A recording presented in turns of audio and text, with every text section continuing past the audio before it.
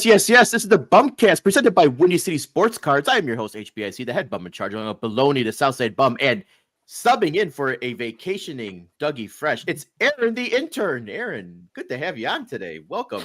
Thank you. Yeah. So Dougie has we changed Dougie's vacation policy. He now has unlimited PTO.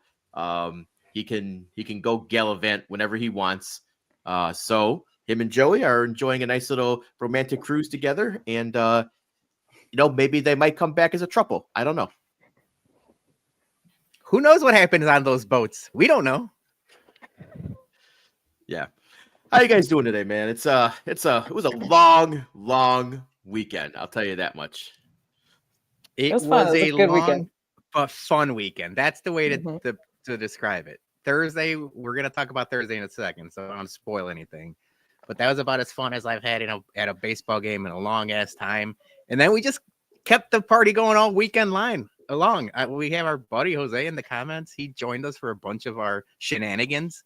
And yeah, it was a good weekend. Weather was great for the most part. I know Sunday was pretty crappy, but weather's turning better. There's baseball on both sides of town. I'm feeling good. Yeah, feeling real good. So what are you drinking tonight, Peter? Drinking anything? So I would have loved to sit here and tell you guys that I'm drinking a delicious Ramova Other Half brewer because that tailgate beer was phenomenal. The problem is we drank every single beer I brought to the tailgate, so I ran out of beers. Luckily, Aaron got me some El Venado from Monochrome Brewery. It's their Mexican style lager. Really, really good. I would have loved to have a little, Ramova Other Half, but this is pretty good. This is like a brewed in Pilsen, south side of Chicago. It was solid. Very nice, very nice. Yeah, I didn't want to drink that much, going into the weekend, just because Thursday and Friday were just really, really bad. They were hurting. So, but to counter you, Peter, I do have a Other Half beer, and it's the Poetry Snaps, the rice lager. Company man, those beers were so good. I got some in my nice little fancy Blackhawks Friday night hockey cup here. So yeah. Did you buy those? Was that like a souvenir cup? That was a giveaway cup. Yeah, for on Friday night. So I was surprised we actually had beers left over. I saw in the beer fridge we have about 6 cans left. I was like, sweet. Let's fucking go, because I didn't get to drink this one as much as the other one. So, see, when I was looking for beers afterwards, you told me there was none left. So that's crazy. Yeah. Were you hoarding on us? Because I was trying to pass out beers. We ran out of beers. Wow. I was giving people seltzers, and credit to everyone. They were like, no beers, I'll take a seltzer. I passed out a bunch of seltzers, and then we were out of that, so it was like whiskey for everybody. Apparently, you were bogarting a couple 2 Tree beers, which is fine. I probably should have done the same to keep for myself. Yeah. Jetty, how you doing? Good. I've never, I know we're going to talk about it here in a second, but I finally took a day off on Friday, and I normally don't take any days off whatsoever. And that was the smartest thing I ever did, because I was tired the day after, but it was a good luck weekend. Overall, it was obviously, we had some good weather as well too. Little rain here and there that, yesterday was crazy, but overall, it was fun. Had a good weekend. Good. Aaron, how you doing? Great. Yeah. The opening day was awesome. Saturday was fun. Unfortunately, I had to work yesterday, but off today and ready for the BumCast. So. Filling in for Dougie. I like it. I feel like you're bearing the lead, Aaron, because before we get to our whiskey at Comiskey talk, you said I got something for banter. And for people that don't know, Aaron was a long time vegetarian. Like when we met, you were vegetarian, no meat whatsoever. Yep. And for banter today, you were like, I'm back on the meat wagon. So we got a slideshow to prove it, right? Yeah. So 8 years vegetarian. I started eating meat again in, I think, October. September, October. Was doing some birria tacos, doing just a bunch of hot dogs, crazy stuff. Not the Getting a little bit more into it. What do you say? Oh, I said, froze up. not the hot dogs that Dougie threw at your face. No, I was still vegetarian then. I was still a little scared, but nope. So now Dougie can throw hot dogs at my face and it won't be a hate crime this time because I'm not a vegetarian. So. Oh, True. No hate So- crimes. No He's hate gonna- crimes on BumCast. don't let him. No, he's gonna do that. Don't let him do that. Yeah, now he's just gonna do it more. That's true. Yeah. Yeah, Now you're just So- egging him on at this point. So back on the meat wagon, and I had got invited to Sushi-san for a Kaio Japanese whiskey tasting. And I texted you guys. I was scared because I thought they said it was sushi. So I was like, I never ate sushi before I was a vegetarian. I've eaten like vegetarian sushi. I didn't do seafood stuff. So I was like, I'm kind of scared. I don't know what to do. But turns out it was because it's Kaio whiskey is UK and Japanese. So like they ship it after distilling it. So it was like an homage to Japan and the UK. So this was a truffle that looks like fish, but it's not. It's I'm drawing a blank, some vegetable. But the one on the right is a cured duck egg. And I was like, I don't know what that is. I'm kind of scared. So Sandra came with me. I said, you try it first because I'm too scared. She tries it and she's like, that's good. So I tried it and man, it was, I don't even know how to describe the flavors, but it was absolutely delicious. One of the best things that I've ever put in my mouth. So cured duck egg. That's what she said. That's Good. you know what's great about this is like you've been like back on like eating meat for a couple months now, and you just all of a sudden forget what vegetables are called because you're like, I don't remember what this one on the left. I don't know what it is. It's like vegetables are so far down. That's what we all think. I don't know any It vegetables. was besides weird. I carrot. can't remember what it was. it's a I thought carrot. it was fish. Yeah, no, I don't remember. I could have looked at the menu, I suppose, before this. So what was this? Because this looks like a sandwich. This is a corned beef sandwich made from Wagyu beef. Oh, hell Yeah. Some It fan- was Hell yeah. so nice, like melt in your mouth. It had Thousand Island dressing and kimchi, like more of a sushi-san type of sandwich. And man, it was amazing. It was so filling. Like they came out, and we're like, oh, 3 small sandwiches, super filling. Like I could barely eat it. All right, we got So- two more. We got two more. So you would go. So you would go more to sushi places now. After Yes, this? absolutely. I don't know if I would really consider the sushi though. Like this this next one is a Scotch egg, which I think is like a UK London type Yeah, dish. it's a British staple. Yeah. So this was awesome. I'd never had a Scotch egg. It's literally sausage on the outside and then a soft boiled egg on the inside with a little hollandaise sauce. It was amazing. I ate that whole thing. That was really good. That sounds great. I mean, Oh, fantastic. sausage and egg. Yeah, sign me Yep. up. Now this was where I kind of drew the line. This was supposed to be you know what a beef Wellington is, where Yep. the meat's inside, the breading, the mushroom sauce. So this is basically a deconstructed Wellington with tuna. And I'd never had tuna in my life, Yeah. like this tuna steak. So Sandra loved it. She's like, oh, this is so good. And I'm eating it. I'm like, this isn't for me. I ate like one little piece of it. I'm like, I think this is where I draw the line. So I'm gonna have to get a little bit more into the tuna. The bougie meat wagon. It's is a very meat G Meat wagon. wagon. I love that, Jack. Yep. That's a great Meat G comment. wagon, G Yeah. wagon, G wagon. Too rich for my blood. Yeah. That's So hilarious. it was awesome, and the whiskey actually was super good too. So it was awesome. It was a great time. That sounds awesome.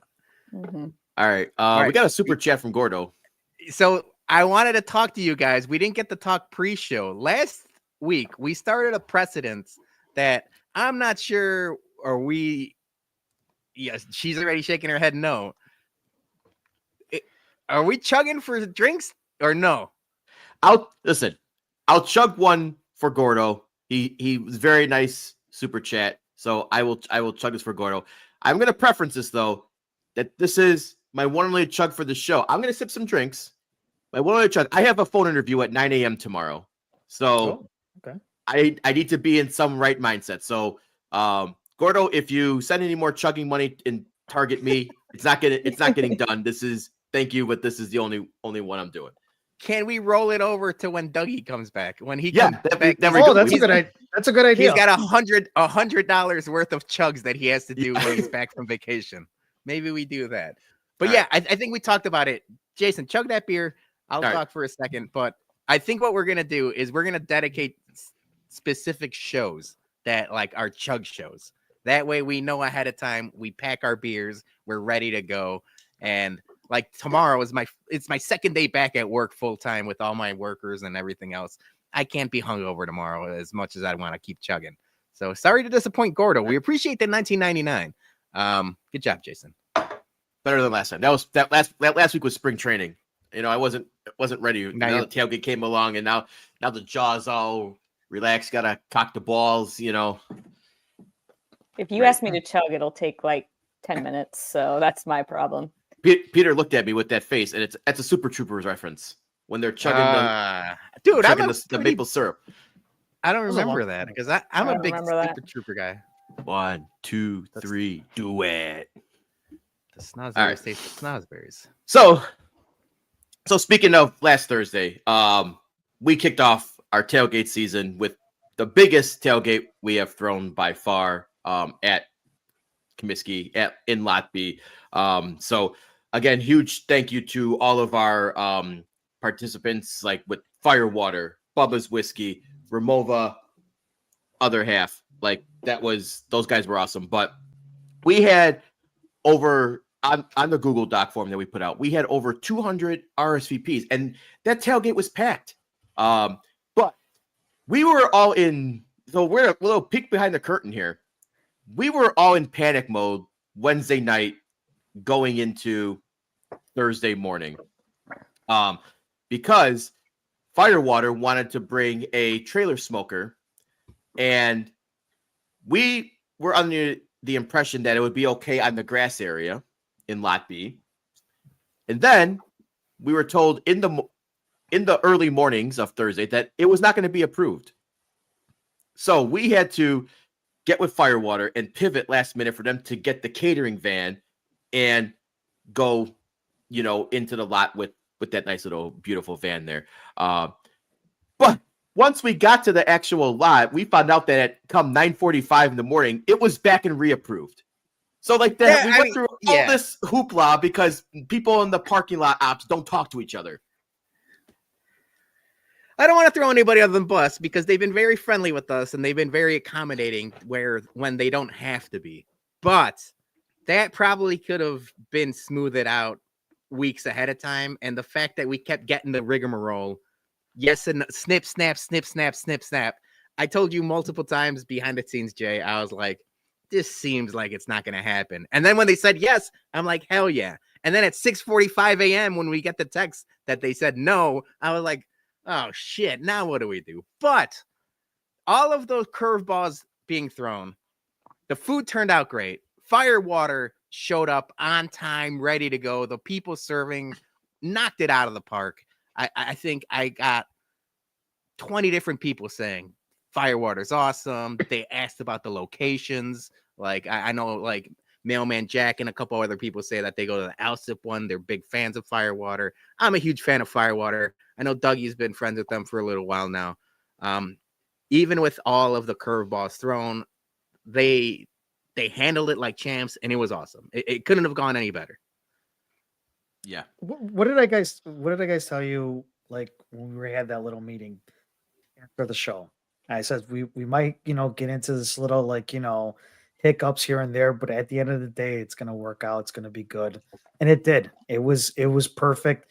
The amount of people that were coming up to me and saying how like you guys are doing great, you guys are doing awesome. Like this is the biggest like you guys ever done, with these tailgates.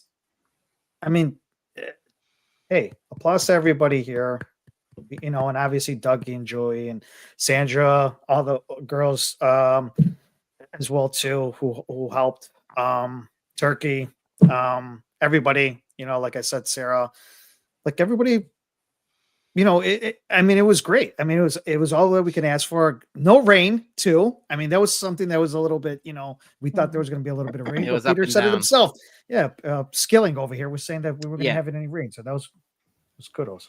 At this point, the bums, like the inner circle, we've been doing this enough to where we're like we're almost. I don't want to like say a finely tuned machine, but we all have our roles, we all have our purposes, and we all kind of, do what we have to do day of the game.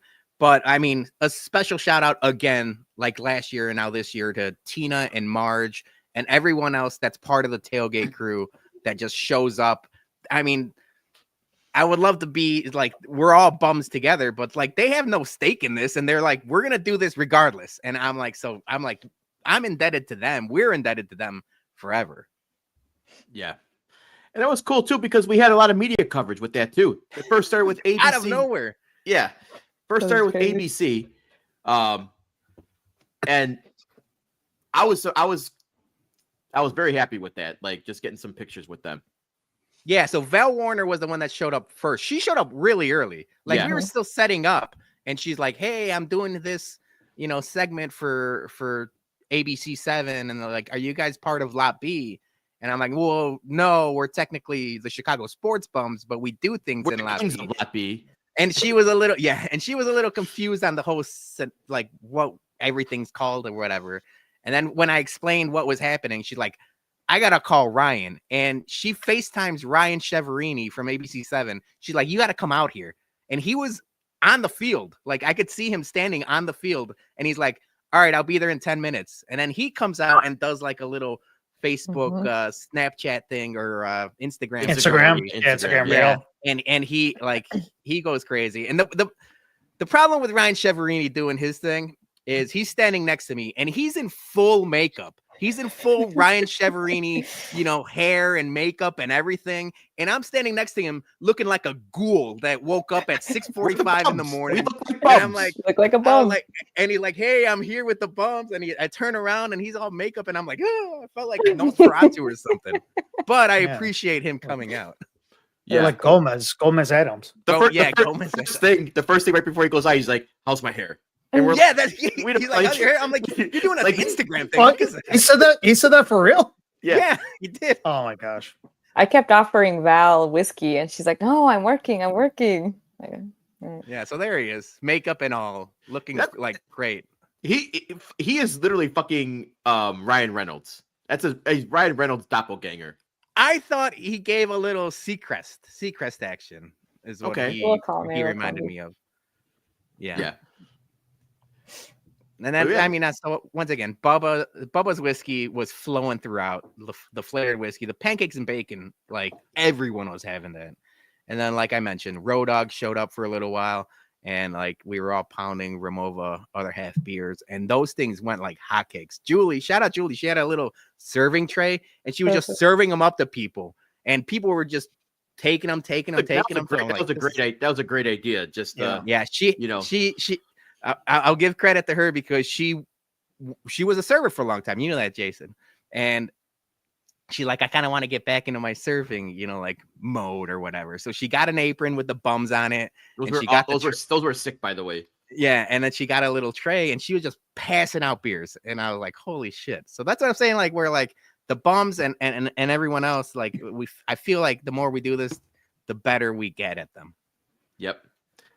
What else we got? Any more other pictures we got for? Well, I mean, like then everyone showed up, like Herb Lawrence, the 108 guys, and like obviously the rest of White Sox Twitter. But then like the Barstool crew showed up, and like obviously like Smokes and Dave and everyone came last year, and they were across in that little tailgate section for Molson Coors, right? Like that was like the actual tailgate that we've talked about wanting to get for our whiskey at Comiskey one day. But we don't have Molson Coors money to be able to rent that out every so often. But Eddie was there, and he calls me over because I was going to the bathroom. He's like, Baloney. So I go to Eddie. He's like, you guys over there? I'm like, yeah, Dave's over there already because Beef Loaf had already brought Dave over. And so Eddie's in the Molson Coors section, and he's like, all right, I'll go over there. I think he stayed at our tailgate longer than he did at the that was a pathetic event they had. Like at one point it was like 1:00 and there was maybe like 10 people in that thing. when they had the food truck and like all the music and everything like that. And I'm like, what are you guys doing, man? Just So give it to us. So to their defense, it was only Molson Coors employees. Yes, So I did see it was that. it was like an employee only tailgate. But even then, like the fact that they had it all roped off and like there was like what 30 people in that at one point. I was like, Yeah. man, send some Topo Chicos over our way. They're probably just sitting in the cooler. Yeah. But shout out to the Barstool guys. Eddie had a tweet out there. He thanked us and he said very nice things about us. So we appreciate them as well. But yeah, that was it. That was like the slideshow. So, Other than the fact that go ahead. I want to get one more thing I want to get into before we move. So afterwards, Firewater had some extra trays left over. They had a full pan of pork, full pan of mac and cheese. They had the pickles, and they had the onions and everything. And after the game, we went to the post tailgate, and we only had a few beers left. But I remember I put the pickle tray. And I start like just grabbing the pickles, and Sarah's like, "Are you really gonna start feeding people pickles?" I'm like, "Yeah, these pickles are good, man." Like she's like, "No one's gonna eat those things." And then slowly but surely, everyone starts coming over, grabbing pickles, pickle. Like you can eat pickles. Were delicious. Yeah, but we had I guess you guys didn't have any room, so we took all the food back, and I stacked it all in as best as I could. First turn out of lot B, the trays go backwards. The vinegar from everything that was in there just dumps in the back. I had to sacrifice the pickles and the onions and leave them on the side of the road in lot B. And I had to wipe down the truck. But I came home with a full sheet pan of pork and mac and cheese, and I think I ate it for 5 days straight. And I am porked and mac and cheese out. I finally had to get rid of it. I almost felt like I was Homer Simpson with the sandwich. Yeah. The hoagie. It was a hoagie. The hoagie. It gave me hoagie vibes. It's all gray. Yeah. We kind of fucked up on that because we actually brought to-go containers for people. We should have just started passing out pork and mac and cheese for people. Right. But when you've been drinking after like 6 hours of drinking, you don't really remember anything. The logic's not there. And the thing that sucks most about the game and everything that we were at, I missed every single run scored by the Sox Thursday. By the time we got into the park, it was already 3-0. And then we went down to the bullpen bar to get beers with, Jose and I think we all went down there, and then they started scoring all again.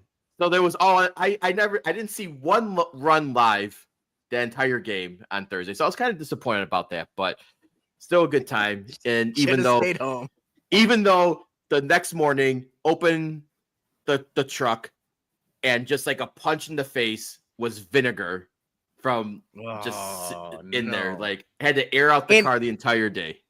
We should mention that's Sarah's car. Yeah, you have the sedan. She has the SUV. So you take Sarah's car to the tailgates. How much of that? How much in the doghouse are you? I was to the point where I am on the hook for getting the car detailed and vacuumed and shampooed. Yeah, I think that's a fair. That's a fair. I mean, maybe you could expense it. Yeah, right. I mean, but Tadahito's got a great idea. Next tailgate, load up the freezer bags and have everybody carry it into the game. You know how baseball gal L brings her food in the Ziploc bags and stuff like that. Yeah, maybe that's a we good just idea. take it in. Fifth inning sandwiches courtesy of Firewater Barbecue. Yeah, maybe you could ask some of the concession people, say, "Hey, can you put this in the microwave for a second?" Right? So I can eat it. So no, I don't want a hot dog. Just 10 seconds. We'll be. Yeah. We'll just be like everyone's in charge of something going into the stadium. Like Jason, you have a full bag of pork. I'll bring like the buns in one bag, and then we just have an assembly line down our aisle in the 108. Aisle 20 is like the You're onto making something, line. man. Dang. All right, so show the next slide, Peter, because we had Fox 32 at the at the tailgate too. So we mentioned ABC. WGN was there too. Larry Potash was there. We were on the WGN Evening News. I think Oak Lawn Tech or Rich Bissett, a couple other people clipped that for us. So thank you guys. But Fox 32 was there. They interviewed us. They interviewed you, Aaron. They did a great job, with the visuals of the tailgate. Like everything was great. And it got posted everywhere. It's on YouTube. It's on their website. And specifically, I got tagged on it in Facebook. And I'm not typically a Facebook commenter. I'm never on Facebook. But when you get tagged in something and like you get the 100 notifications or whatever, then like I'm like, all right, what is this?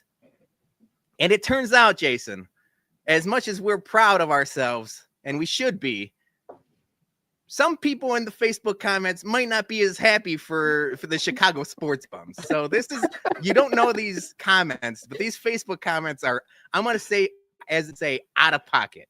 So the first one is from Kyle Lejeune. It says, what kind of drugs were being passed around in that parking lot that gave anybody high hopes? And then Frank says, they were high, all right. And to be fair, we're not drug guys, Jason. We're just booze guys. Yeah. Ain't nobody high in this interview.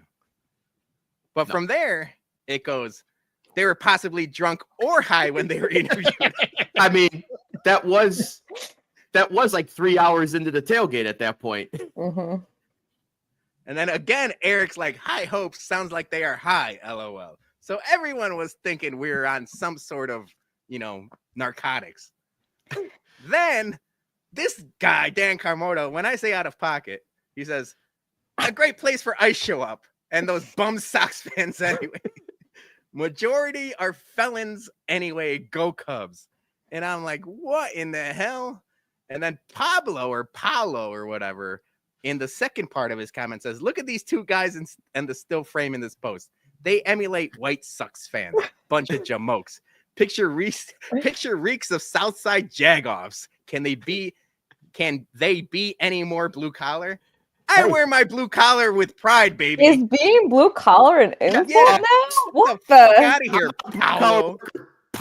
Paulo, whatever the fuck you want to call yourself. I've been a corporate fucking slug for 25 years, so we cover all bases. Love me. We got a blue collar guy and a white collar guy. Listen, this is why you don't like Facebook, because none of them clicked the video. They just read the Fox 32 caption about high hopes. No one said anything about having high hopes. I said the vibes were good. That's all I said. Yeah, the vibes are good. The vibes were good.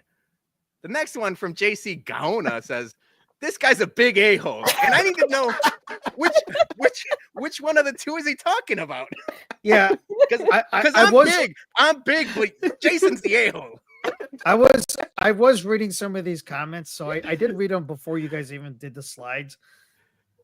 And I was very kind of confused about this one, because I'm like, well, which one are you talking about here? Yeah, which one? I need to know. We need to know. Yeah, just be a little more specific next time. And then the last one, and this is actually not from Facebook. Oh no, is my slideshow? Can you guys see that? This was on YouTube. It says, lock them up. These two are typical Trump criminals.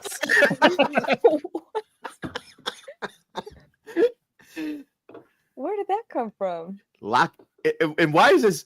So wait, and his handle is lock Donnie up. So make up your mind. Are you locking up Donnie or are you locking up us? What's going on there? They don't know what. When you told me when you sent me a clip of the some of the rundown for today, and you're like, Facebook is mean to Jason and Peter. I was like, what?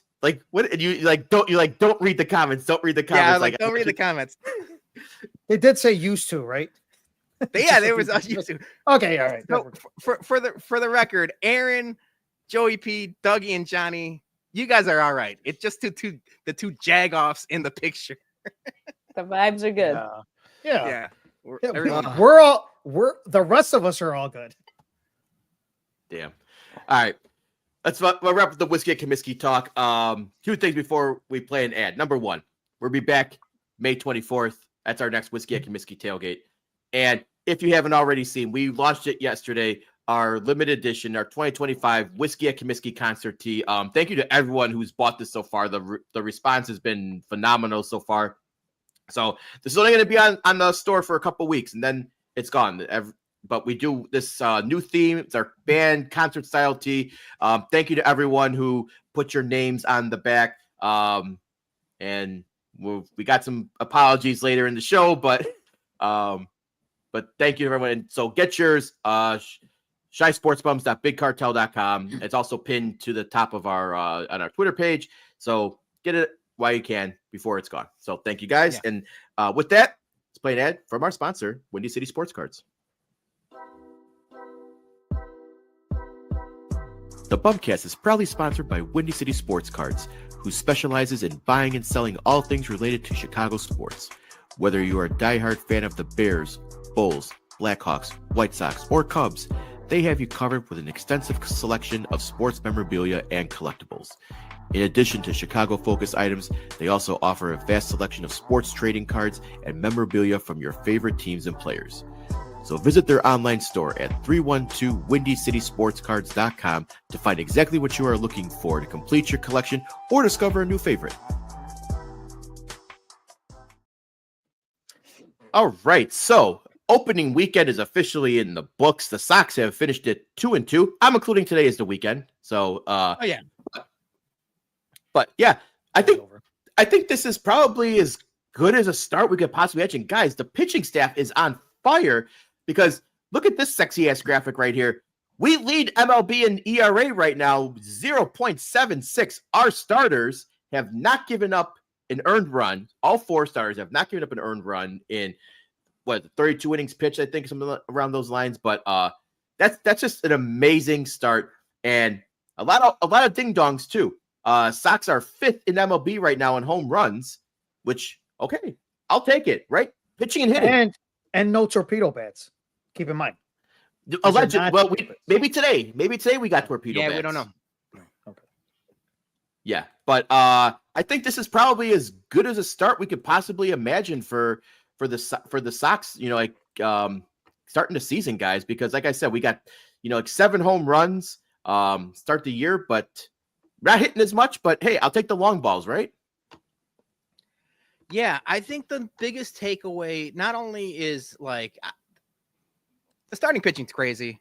If you look at it and you look at like their expected ERA, you would not think that, they've gone scoreless. But I'd say this all the time when the Bears play. You expect to beat up on bad teams. The Angels and the Twins are not good by any means. The Angels are just as bad as the White Sox, and the Twins have been very bad since the second part of last season.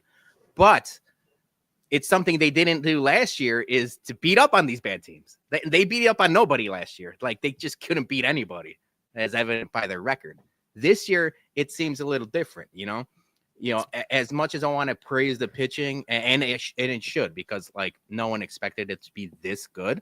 I think the approach at the plate is noticeable too. They're taking a lot more pitches. They're being more, pragmatic on when they're swinging, and this is across the board.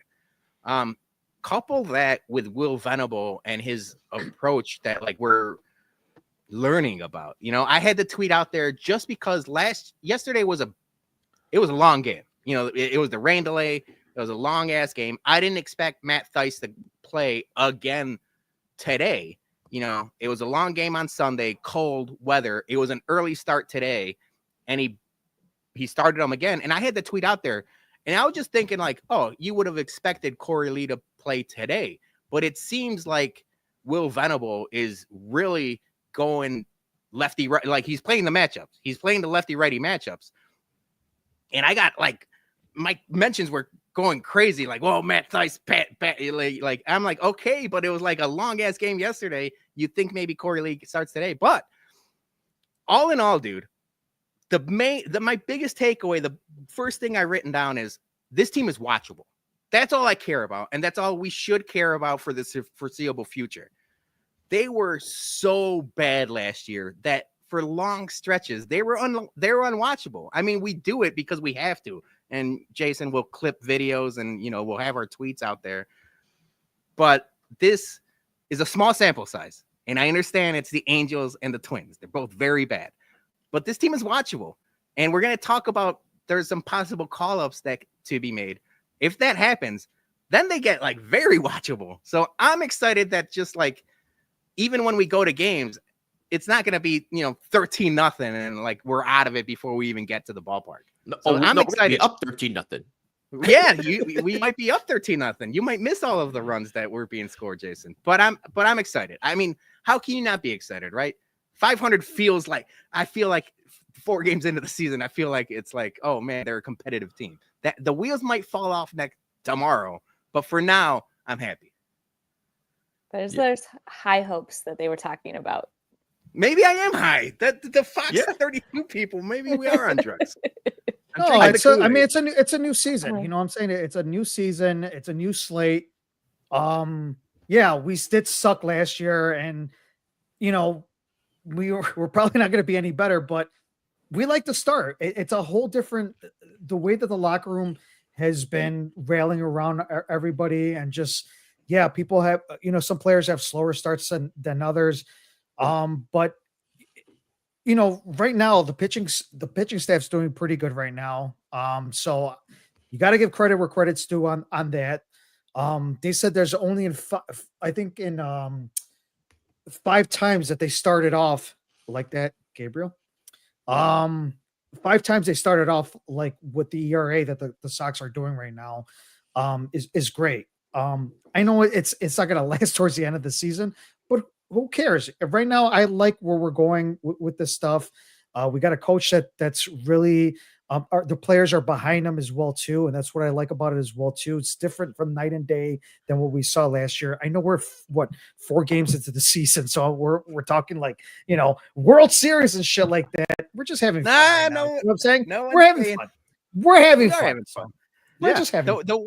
Let us have fun. I want to ask you guys, like, obviously the starters unreal, right? Like, but a good team beats up on Sean Burke and maybe even Jonathan Cannon. The 2 guys that impressed me more were Davis Martin, who a lot of people thought should have been the game 1 starting pitcher.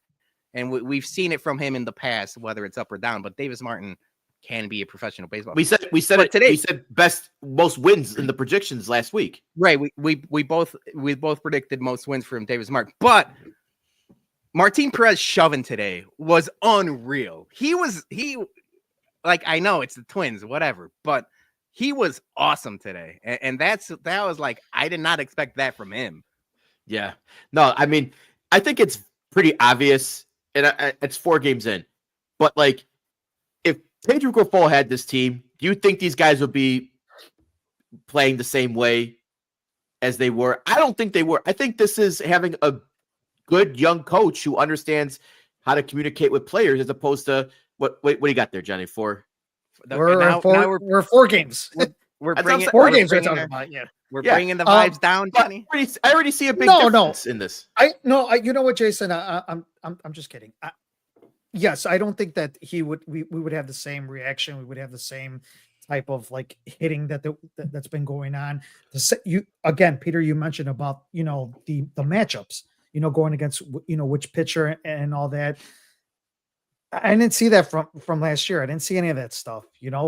Going into like the 4 games, you could see a difference. Again, I'm not saying that this is a playoff team and all that, but I'm just saying that you can tell the difference from Coach A to Coach B, and I like what we're seeing from with Will right now. But yeah, it's just a different feel, man. I mean, just like from having to like deal with all that shit, looking like a Disney ABC movie from Channel 7, the way that they were playing, where they were bumping into each other, and we were the laughing stock. Apparently, we're still laughing stock with tarps and all that, but we'll probably get to that later. But yeah, it's just a different feel, and I like it. I like it so far. It's great. We'll see how they go tomorrow, how the bats go and the lineups and all that. But I like the start so far. I was going to say too is, okay, so I think, like I just said, Will Venables got him playing. Seems better than maximizing their potential so far, but they got to clean up the infield defense, because what we saw this weekend was just atrocious, and you can't have that where you're catching the ball and you're just making bad got to clean it up. I mean, we always said for the past few years, the Sox don't know how to field balls, and infield might be an issue so far until we get the other guys called up. Well, that's They the problem. had no balls too. That was another There's thing. there's a lack of talent that you just can't make up for. I mean, Will Venable can coach him up, put him in the right positions, and like do his best matchup wise. But at some point, your shortstop and second base are just going to boot the ball because they're just not talented enough to be Major League Baseball players. So that's something we're just going to have to have patience with. Like, as much as we want to clean up the infield, until there's some other guys called up, I think we're just going to have to live with a couple 2-3 errors. Yeah. Did you see? I saw Alex's comment. I had to go onto Twitter real quick with Garrett Crochet. Well, he got an 6 year- extension? 6 year, $170 million. Jeez Woo. Louise.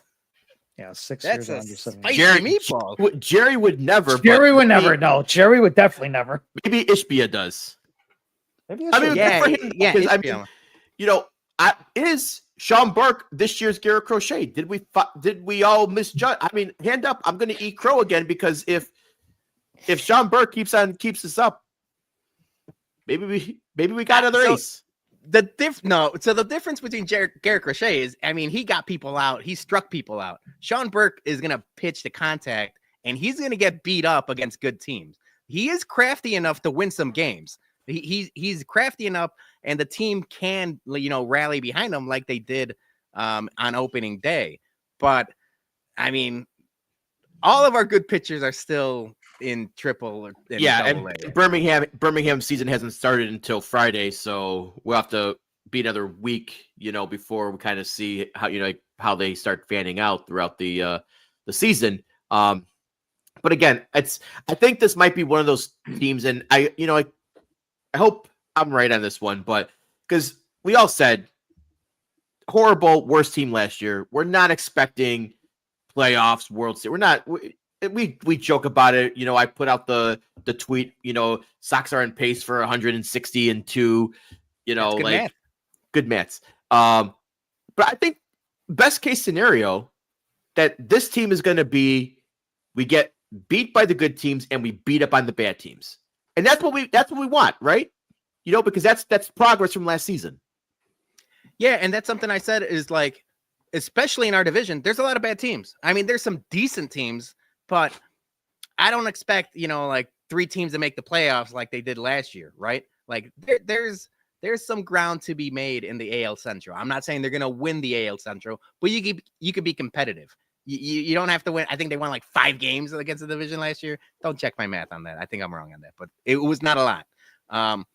But like you mentioned, Jay, I think there's a good chance with Will Venable and this younger team, they could play spoiler for other teams going down in August and September. And that's what we care about. Like I mentioned before, just watchable baseball. And it seems like we're getting that. And I know it's only 4 games into the season. I think Jared was making fun of our positivity, but they didn't win 2 games until 11 games into the season last year, So like if you're 504 games in, that's a huge plus. I mean, that's another thing. Just real quick, I was gonna mention. Just looking at the 4 games, I know this is still early. I should probably ask this question next week, but just by looking at this team, like I said, we're only 4 games into it. Do you think they go win more than 55? oh yeah. I mean, if you think I had it remember last week I said 54 It was that and a we were half. talking about 53. It was like 53 and and a half. Yeah. And I said Vegas is typically not wrong often. And so I just assumed it was going to be right around the 55, game mark. But if they hit the ball the way they're hitting the ball, which I don't expect that to last either, but like things are going to come down and things are going to go up and down and fluctuate. I definitely think, 60, like a lot of people are expecting 60. I think 60 is like the, as a fan, not Vegas or not like, Zips or anything else. I think 60 is the benchmark. You win 60, you lose 60. Yeah, just get to the adage. Just get to the old adage of you win 60, you lose 60. That was nowhere near that last year. So you win 60, we're good with that. And the 2 losses were only by 1 run. So it's not like we were getting blown out. It's just, we just didn't get enough, runs in for those last couple of games. But it's, I'll take a non-blowout. I mean, I I'd think rather that not. was my only concern. Was last year we lost a lot of games where we were winning into like the 7th and 8th inning, and then they beat us by like 1 run. So that was where I was like, Sox winning after the 6th or 7th inning. Yeah. You smashed the opponent money line, and that would pay out almost 90% of the time. I made so much money on that Sox bullpen last year. Yeah. And again, I just have to throw out the caveat that it was the Angels and the Twins. And when the schedule gets tougher, we'll see what this is. But like I mentioned, the Sox last year, the Sox last year in April won only 6 games. It's not even April yet, Johnny. Not even April yet. Yeah. Give me the over. Give me the over. Yeah. I'm just saying right now, like just the vibes and stuff like that. Because they were 0-3 in March. And there were 6-21 in April, so I think they could win definitely more than 6 or whatever. I know we're excited about them hitting the ball in the air too. That's noticeable that they're not bashing the ball into the ground at every at bat. They're hitting home runs. What if now I'm the meathead? Now I'm playing the meathead role. The old adage we used to say it all the time. Wait till the weather gets warm. How many home runs are they going to hit when it's not 55 and windy out? So you were reading my mind because I was going to pivot off that, and I was going to say, is this the home runs happening because we don't have the Cubans on the team anymore? Oh, you son of a bitch! See, now those Facebook comments are right. Those Facebook comments. I'm not going that way. He is the a-hole. We're talking about ice, and we're talking about ice, and look at that. Look what you're doing. Oh my God. Used to say like Alexi Ramirez and Jose Abreu and all them. It would be like, wait till the weather gets warm, they'll start hitting again. Okay, the home runs are coming early now. Is it maybe because we got rid of the Cuban experiments? I don't know. I'm not saying. I'm just saying. I got to look at data trends. Yeah, we'll come back to this next Monday about how they're doing for the rest of the week. We're just talking about 4 games right now. I will say, dude.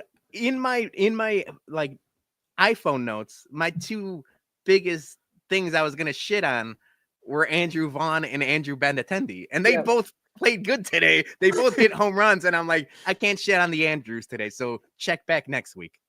Yeah, but is there anything better though than seeing the Twins 0-4 and having fucking nerd ass Ted on Twitter having meltdowns that they're getting fucking beat up by the Sox?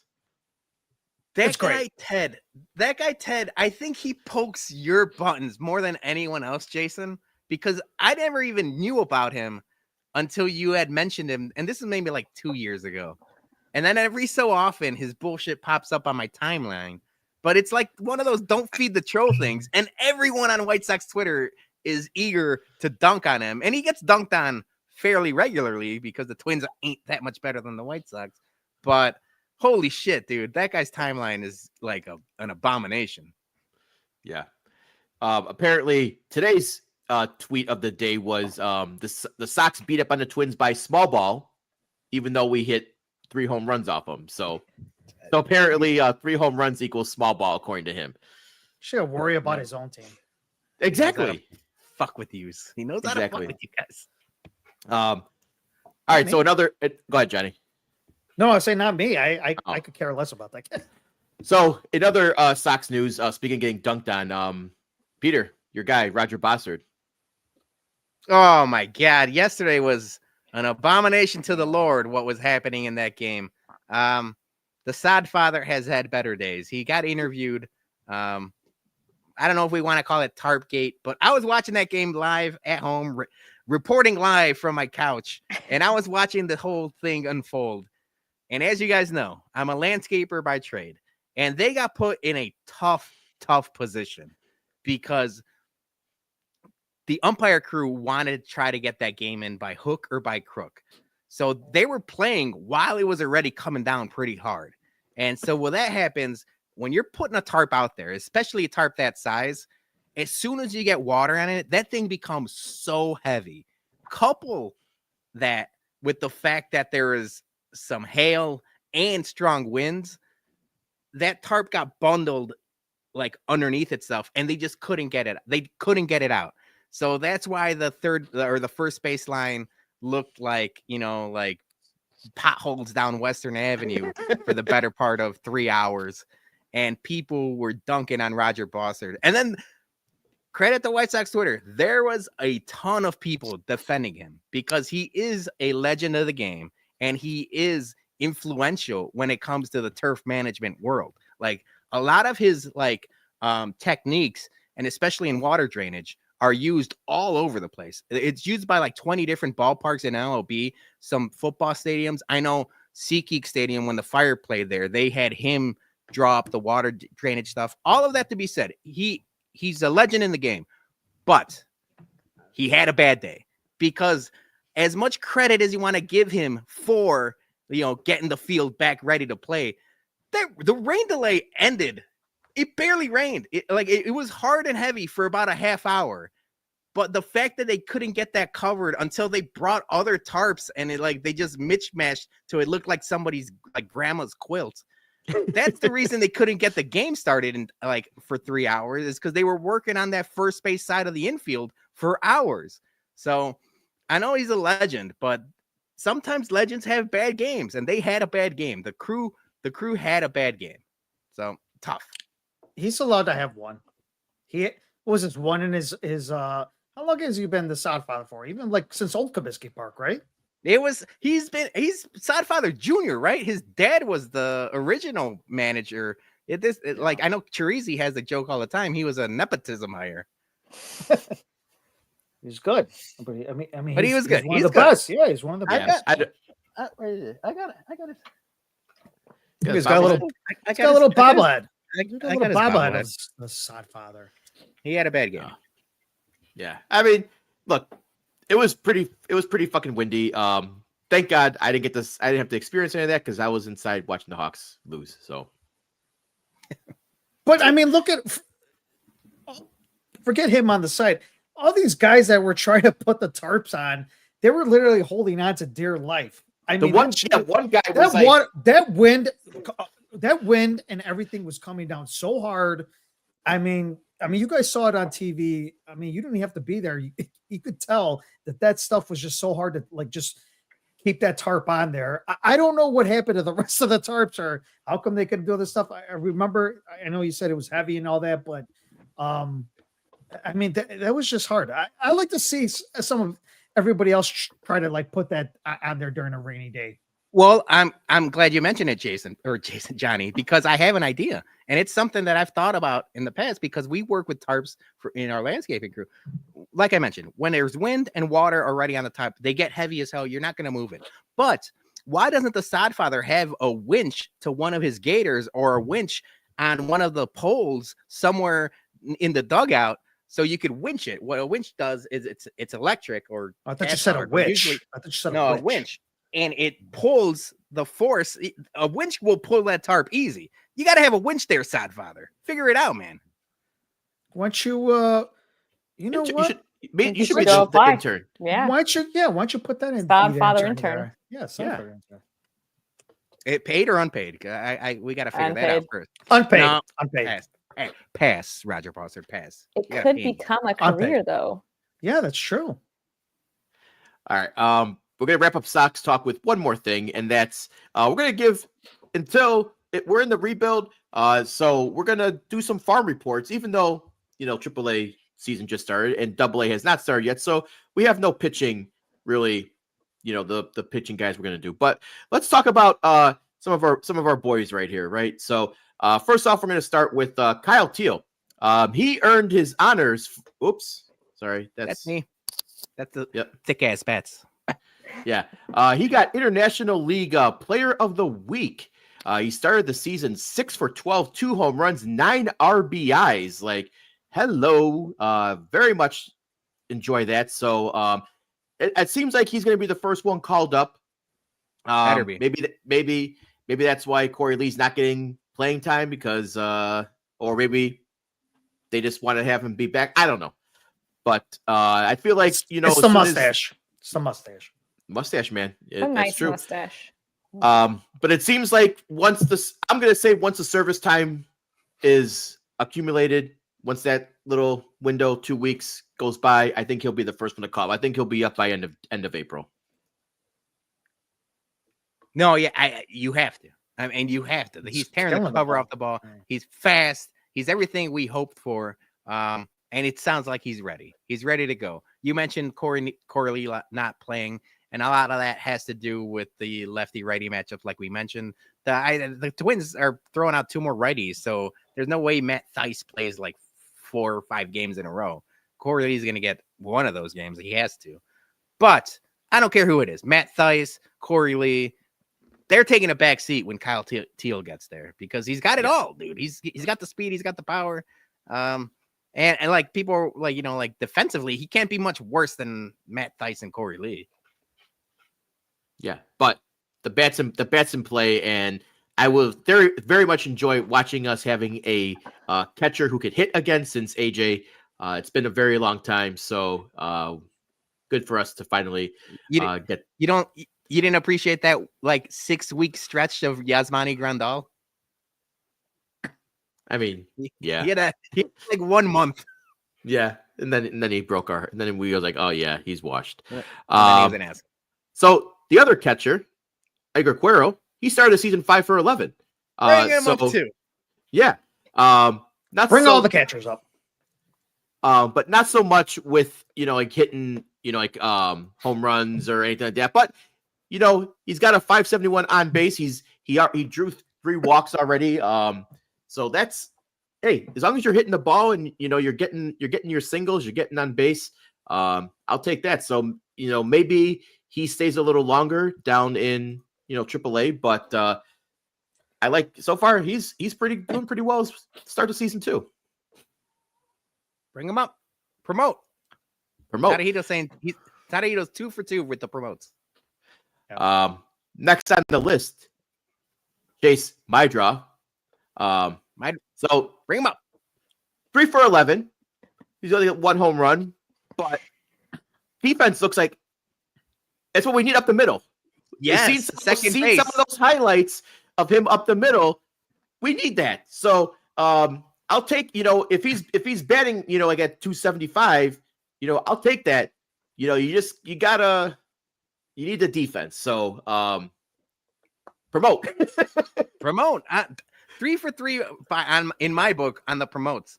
I don't know, like people said, end of April, early May, as soon as you can. I'm in on all 3 of these guys. Yeah. I think he might, be down there a little longer than Corey Lee, obviously, and maybe Cuero, but Kyle Teel. Kyle Teel. But we need the defense at this point, and Baldwin's going to play himself out of a job at some point, so we'll see what happens. All right, so next up is a guy we talked about a lot last week on the show, Colson Montgomery. Not so good to start the season. He had the home run first game in AAA, and then he went 1 for 13 with 9 strikeouts. He is very much below the Mendoza line. He might have the Rick Hahn stank on him, unfortunately. You gotta call it the Pedro Serrano line. He's got to do better. Yeah, I was looking him up earlier today because the home run was awesome. Now he's at a 0.77, so that's insane. Yeah. Naito says no promote. Dude, this is the one thing I worried about this. We talked in our off-season show. Like, he couldn't figure it out. He had all of last year to kind of figure it out. He just never did. He was basically given the shortstop job at the start of this season, where it's like, just do something and you'll be the starting shortstop for the White Sox. He couldn't do it. So then everyone's like, all right, he'll figure it out once he gets back down. And it's worst case scenario for Colson Montgomery. I don't know if it's mental. I don't know if it's approach. I don't know if it's a combination of the pressure and like the expectations, or maybe he's just not as good as people thought he was. And there's plenty of guys, we noticed it like as soon as, and a lot of it had to do with like, Rick Hahn or Chris Getz trading for people, where it's like, he was the number 1 prospect for the White Sox for a while. And then slowly but surely it's, Hagen and Schultz and now Teel, and he just keeps getting bumped down, and he's been down there long enough now to where it's like, all right, maybe it's still early. He's still It's young. troubling.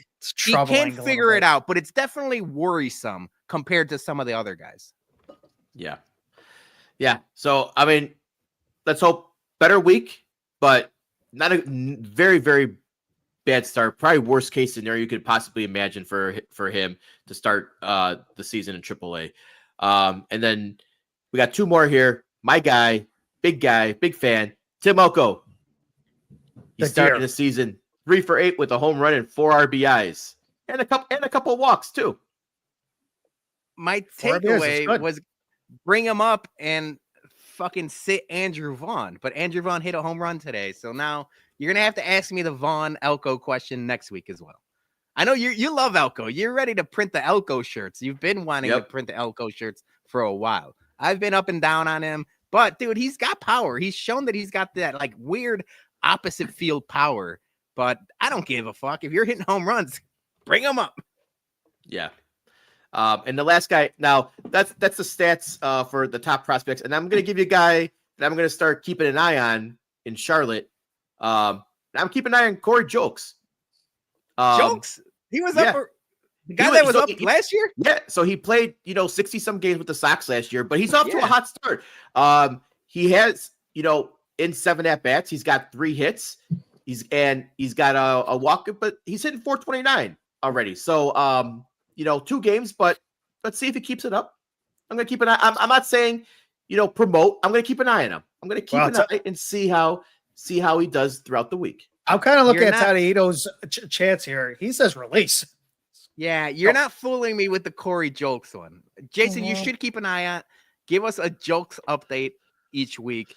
But this smells like one of these career AA, AAA guys. Yeah, 4A guys. He's a 4A guy. He's going to be awesome. 4H. He's a 4H He's going to be awesome in the minors, and then you bump him up, and he's the Corey Jolts of last year, which I guess maybe I'm thinking too positive. I was like, there was a little bit of flashes, like that first week that he was up. We're all like, oh, Corey Jolts, but I'm not getting tricked. Yeah. So I'm gonna keep an eye on him and see how he does. But like Alex is saying, maybe he's the first one called up for injuries or whatever. But well, hopefully he keeps up the strong start. It's only been 2 games, but that's what you want to see, right? You want to come off hot up right out the gate and not start off like fucking Colson Montgomery and have 9 strikeouts. So I do like this Jason Farm report. Maybe we're gonna have to do like an intro graphic with like a little, like a cartoon. Yeah, cartoon. Yeah, with overalls and a pitchfork, and it's like Jason's Farm report. You know what? I like it. I'll start on that tomorrow. We'll Thank start you, on that Johnny. tomorrow. I mean, Tadahito, maybe Jokes right now. I mean, I don't know. We'll see. Ask me next week. Tune in next Monday. Yeah, ask me next week. Yeah, so we've said that like 5 times. To be continued. This is gonna be a long show next Monday. Lots to come back to. Yep. We'll be very pissed off, or we'll be very happy, or we'll be like. And this Friday, like I said, Birmingham starts, so we'll get to see what Schultz, Hagen, are gonna be doing. So we'll have more to add to the farm report. Next week. There's my farm. There we go. All right. There you go. Speaking of cows, we gotta pay an ad from our sponsor. Wait, which one are we going with? The cow sponsor? We're talking Chickies. We got a milk sponsor? The original Chickies Beef is a proud sponsor of the BumCast. Lent is here, and the last thing you want is to go to hell. So don't miss out on Chickies' fresh beer batter codfish sandwich. Available every Wednesday and Friday. Made from scratch, this sandwich features beer batter cod, melted American cheese, zesty tartar sauce, and crunchy pickles. Also, make sure you check out their menu for a variety of other Lenten specials you don't want to miss. So don't upset Jesus. Stop into the original Chickies Beef, 4152 Roosevelt Road in Hillside, and tell them the Bum sent you.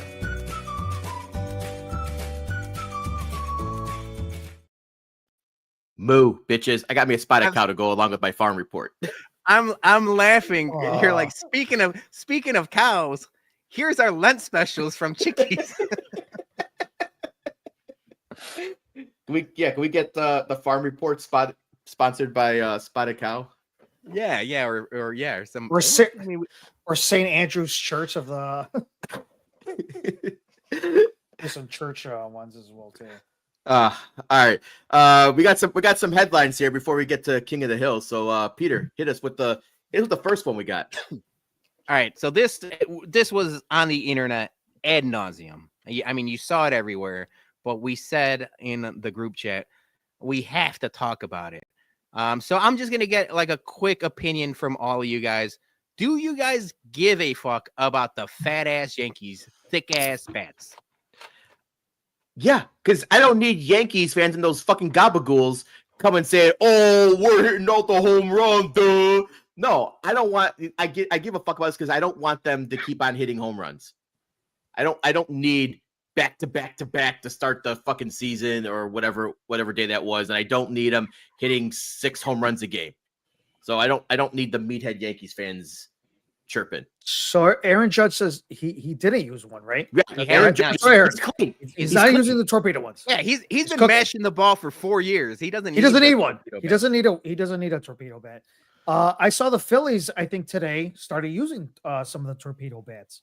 So we gotta see how this goes. You know, we'll see like during the season, because obviously this is legal bats per the MLB that they're able to use at. Obviously, the Yankees, that's a lot of home runs in a three-game series. It was like 15. So, like 15 home runs so I think they hit about they were leading the league when I had the stats up there. I think it was 15, Johnny. Yeah. That's my opinion, is the Yankees might just be really good. I don't know. Like, let's give them to the White Sox and see if we can hit some home runs. We don't need them. We're hitting home runs anyway. Yeah, we're already hitting home runs. Yeah. We could hit more maybe if this is truth. Andrew, I'm going with it's just a gimmick. He might be good then. No, that's a problem. Is the White Sox bonehead players. Brooke Fletcher, the new sideline reporter, talked about these bats yesterday and said that Andrew Vaughn was consulted about these and he didn't want to use them because he was worried it would throw off his balance. Andrew Vaughn, who hit 254 last year and hasn't fucking been good for the better part of 3 years, is worried about his balance. I don't care if he's swinging with one leg. Hit a home run one time. He's shorter now. He's more grounded to the. He should have more Nerf bats. I don't care one way or the other. My biggest takeaway is exactly what Tadahito's saying. The Yankees have been good. The Yankees used these bats at the end of last season too. Nobody cared then, or nobody figured it out then. But the Brewers pitching staff is ass to the point where they threw this weekend more fastballs under 90 miles an hour than any other team by like 3 times as many. So if you're throwing 88 mile an hour fastballs to the New York Yankees, you're going to hit a shit ton of home runs. I understand this baseball bat is different, and it seems like, the Yankees are good, but the Yankees got their ass beat at the end of the playoffs last year with these bats. So, like a good team's still going to figure it out. I would say another thing too is it's kind of like the whole steroids thing as well too. I know we're talking about 2 different things, but you still have to hit the ball. You still have to have that eye coordination to hit the ball. So, I mean, they're hitting the ball. I think Yankee Stadium's a very home run friendly type of place as well too. So you're going to hit a lot of home runs out there.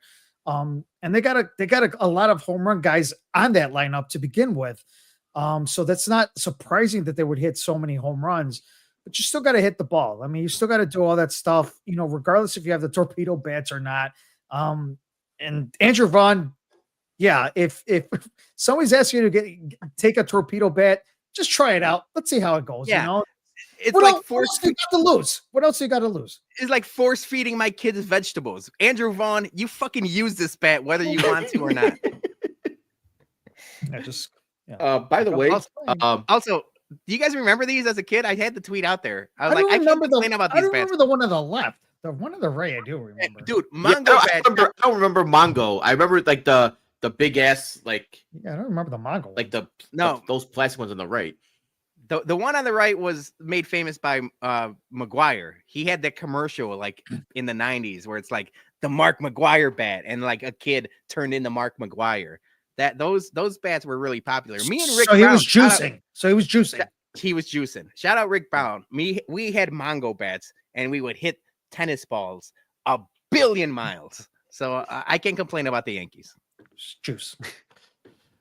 Real quick, Spotted Cow, not as good as the Rice Lager. They're two different beers, brother. I'm just saying. Yeah, No. but It's other half, Yes. Remova other half, Remova is the best beer ever. I'm just saying. Light years better. Yeah, Way but- better. Way better. I love it much better. I like it. Oh, my bad. All right, that was it for headlines. I thought about talking, and I know I'm sorry, Aaron, we're running long, especially Aaron, Johnny too. NCAA basketball thoughts, quick minute each. It's chalk. I mean, it's chalk all across the board here with Great for all the my number bracket. one teams. I mean, it's not really surprising the way that Florida and Duke, Houston, and Auburn are in the Final Four. I mean, those were the best teams out of anybody all season long. So I mean, they're rightfully deserved it. I thought Michigan State was a very good team. Obviously, Izzo, during March time, but it is what it is. I think it's going to be really good. Final Four. I'm very excited. Haven't won any fucking bet whatsoever. But that's okay. We still got a Final Four. I'm going to put a couple bets in, see how that goes. Maybe sprinkle a little player bets as well too. Obviously, we'll see how it goes. Does anybody have any picks? You guys are in the ass tourney brackets, right? Yeah. Shout out Sam Reeves. Aaron, you're leading it. I can't catch you anymore. I was in second place. I can't catch you. So you're as long as who do we got? The As long Gators?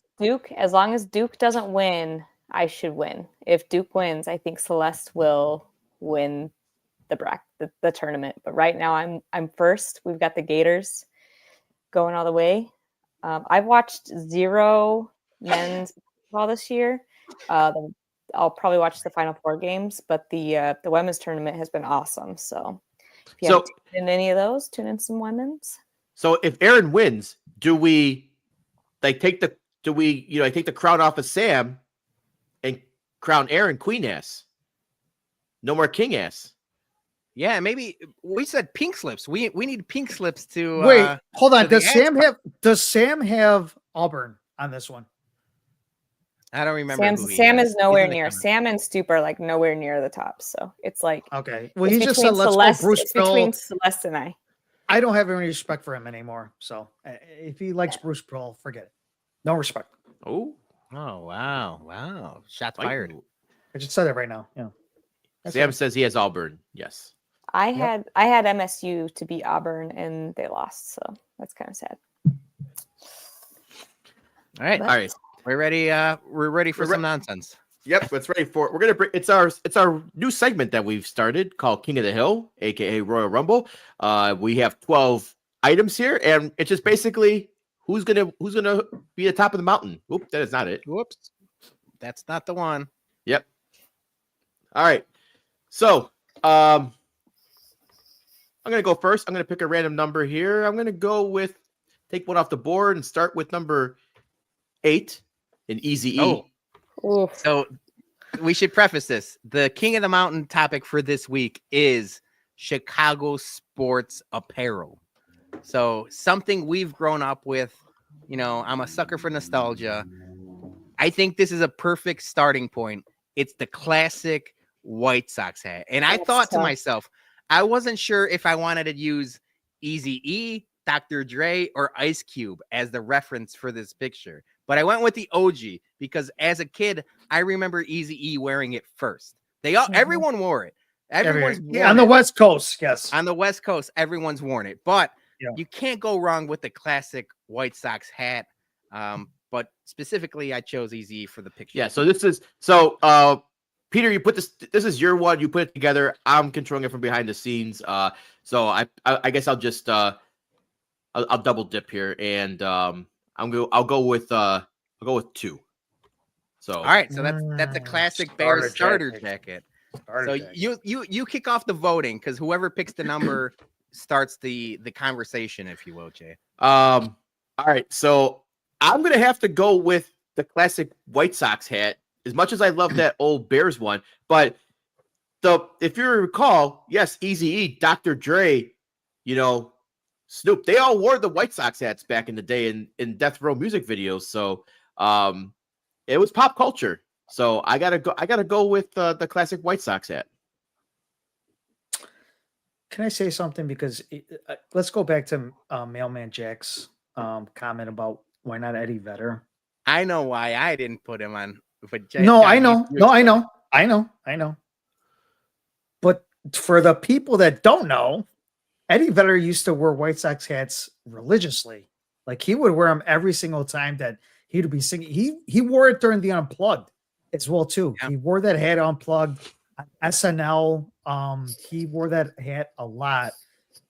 Felt like it was a big Sox fan, and then all of a sudden, when the Cubs started, becoming how they were, he just kind of changed his alliance. But man, I got both of these. I got the starter jackets. I love those starter jackets, man. From from the 80s, and I got both of them. But I still got to rock that Sox hat, man. I mean, that Sox hat went hard. So I'm gonna go with the Sox hat. I'm gonna stick with that one. Aaron? Yeah, Sox hat, only because I feel like there's better Chicago Bears gear, hopefully, on this chart than that. Yeah, Ooh. I should mention, Whoa. I feel like I'll get it out of the way. There was no Cubs merch on this. I know the Cubs C head is iconic. I know, that would garner a lot of votes outside of like this echo chamber, but I'm like, it's going to get smoked. So I had no Cubs gear on here. And then the last thing I'll mention, Jay, before we get to the next one is if there's a chance, there's a tie, if we split votes, I'm delegating Jose in the comments. He's going to be the tiebreaker. All right. I like it. All right. Johnny, you're up. Pick a number. I'm going to go with Rose's number 1. Air Jordan. Shit. Oh shit. Yeah. Fuck. And I didn't want to pick one specific pair of Jordans because they're all kind of part of the zeitgeist, if you will. So it's just Jordans versus Sox hat, which is 2 things I've probably worn the most in this tournament. Like it's crazy. That's a tough one. But you vote first, Johnny. Man, my daddy used to buy me Jordans like almost every single year when they came out.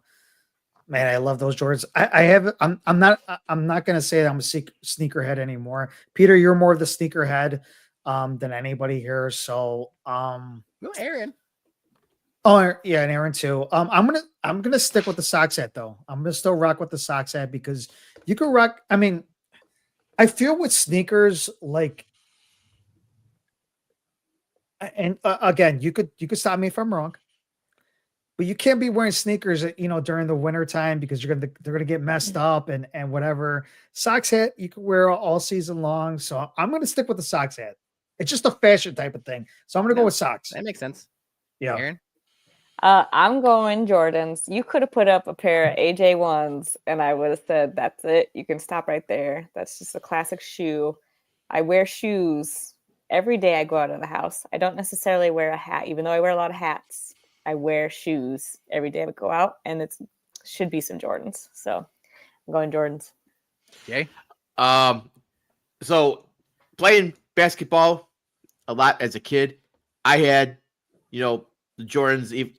Made my parents buy them for me, and they reluctantly did. The price tag, not as bad as it is nowadays. But as I got into high school, I stopped wearing the Jordans as much as I loved them. So I think, but I'm not a hat guy, and I'm not much of a shoe guy. But I have to go with the Sox hat still. It's from neck to ankles is what you're worried about. Give me a t-shirt and some pants. Fashionista. He's like that Cubs mascot who doesn't wear any pants. Yeah, I'm Clark the Cub. I just pants all the time. So who did you go with? I go with Sox hat. So it's 2-1 Sox hat. So I think you're going Jordans. I'm going to go Jordans just because they've been part of the cult. I don't know whose culture, but my culture for the longest time, and I still love Jordans. I'll dress them up. I'll dress them down. Mexicans? Me particular. Oh, okay. So now we're gonna need Jose to. He already said. He said Jordan 1 all day, every day. All right. So Jordans beats the Sox hat. Now I'm worried that Jordans is gonna go on a run, and I love that Sox hat. That's tough. Who's up? Aaron. Give me number 10.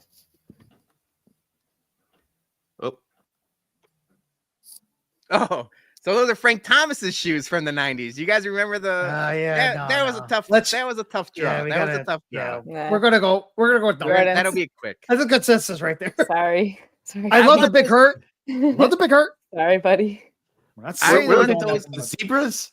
Yeah, the zebra. I want those to re-release so bad, and they re-released in Europe. And Frank Thomas has said he will never allow them to re-release in the United States because of probably money. I don't remember what he said, but yeah, no. Frank Thomas is. I mean, they're gonna get smoked. Are those cleats or tennis shoes? They're cleats, but they also made gym shoes. They made them. They made them into everything. They were cleats. Yeah. They were like cross trainers, and then there was like basketball versions of them too. Okay. Yeah. All right. Yeah, he's getting smoked. Get to the next one. All right. I'm up or you up? No, I'm up. I'm gonna go with. Say I already moved it. Number 6. Ooh. See, now this is what everyone considers one of the best jerseys in all of sports. It is. It's iconic. And I'm gonna say this. I didn't have the room to put all the jerseys on there because some people prefer the white one and other people prefer the black one to the red one. So I'm considering all Blackhawks jersey as part of this. Yeah. Okay. All right. All right. I own way more Hawks jerseys than I do Jordans, which is 0. So I'm going the Blackhawks jerseys. So the fact that like I have in multiple colors and I'm framing all the dynasty players, Hossa, Kane, Taves. I'm getting their jerseys framed. So yeah, Hawks jerseys out. The sweater. Sorry. Hawks sweater. No, we should have said sweater. Are you going to get the autographs as well too? That'd be cool as well too. I could if I ever come across it, but the Hossa one That's I have cool. has the Hossa jersey has the world or the Stanley Cup patch on it. So okay, cool. Yeah, I got to go with the sweater, man. I mean, that's just such an iconic jersey. Just like anywhere, in any sport, it was. At one point, I think it was the number 1 jersey out of any sport. Regardless if it was hockey or basketball or football. Again, I love Jordans, don't get me wrong, but I haven't been a Jordan, like I haven't been picking up sneakers and I haven't been a sneaker person at all. So I'm going to go with the sweater. I think I'm a little different. I own a lot of jerseys, and the only time I pull this out is when I actually go to a game or like a watch party. So I'm going Jordans.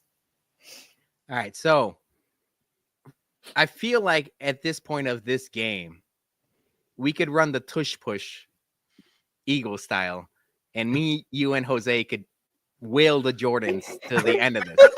Yeah, I don't like this game anymore. No. So for the sake of argument, I do think it's one of the best jerseys, sweaters in the game, and for the sake of the rest of this game being a little bit more even, I'm going sweater as well. All right. Wow. Okay. But that being said, should have been the Jordans.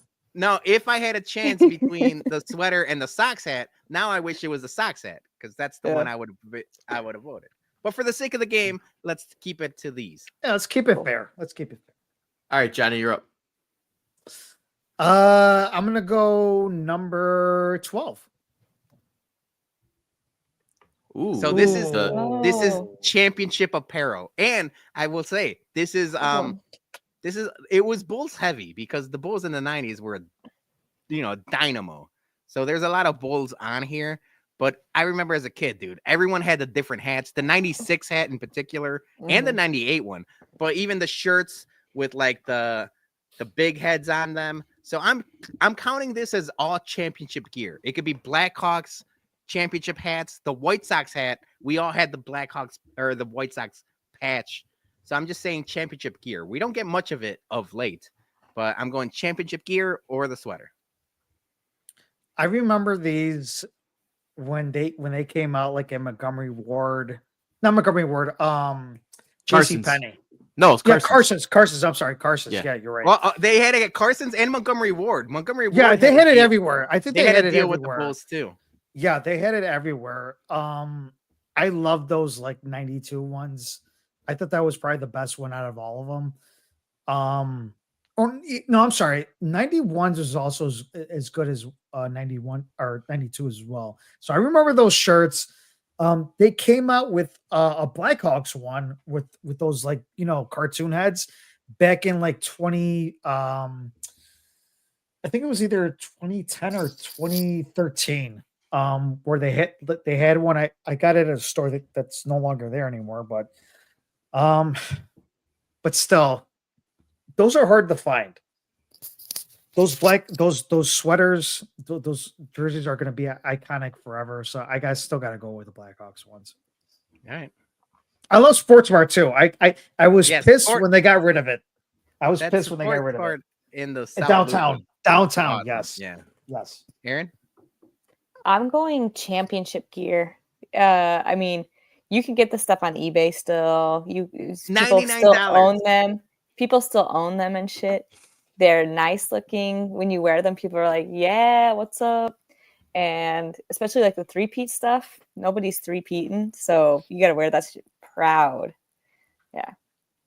I had all those shirts. They're awesome. I also feel like after 2-3 years, you kind of get dunked on if you're still wearing like old champion. Well, No, I like the I know. nostalgia of it. Yeah, we're talking like 90s. So Yeah. that's the thing. You have to like wear it for the year that they're the reigning champions, Mhm. and Yes. then you kind of have to put it away Exactly. until it's like retro. Exactly. That's my point, Peter. Thank you for articulating that. What's in my Okay, brain. I get that. I get it because I don't wear that 2000. I think it's a 2013. I have like a similar one that the Bulls used to come out with, and I don't wear it that much because I don't want to ruin it. I like it so much. It's still intact, and it's a white shirt. You know how white shirts they're very hard to like wear as well. Yeah. too. Yeah, So, once they turn yellow, you're screwed. I'm What do you go, Jay? taking the sweater. So I'm going to sweater too. I still think the sweater has some run to it. all right, Aaron, you're up. 9, please. Oh, Mm. So now we're going That's- jersey versus that's it. sweater. Jersey. Again, it's all jerseys. I thought about putting the script one on there, the 80s Chicago script one. I thought about just like a Jordan red, even like a Jordan 45 that I had as a kid. So it's just all Bulls jerseys versus I kind all of so Blackhawks sweaters. so you like this one probably. It seems like you like this one out of the white one and the red one because that was iconic when they came out with that black jersey. Yeah, with the this, I pinstripe. mean, I thought that fucked. that was a good one. I mean, as a kid, I needed them all. I wanted them all. Yeah. Like, I was collecting them like Pokemon. Jordan, Pippen, Rodman. I even had who was fuck. Oh my god! Now this is a real bad brain fart. Who was the other shooting guard? Holy shit! I can't believe I'm from the forgetting first or his name. second, For the BJ Armstrong. no, Ron Jackson? Harper. I had a Ron Oh. Harper jersey. Steve Kerr, Jet Bushler, No, Ron. Randy Brown.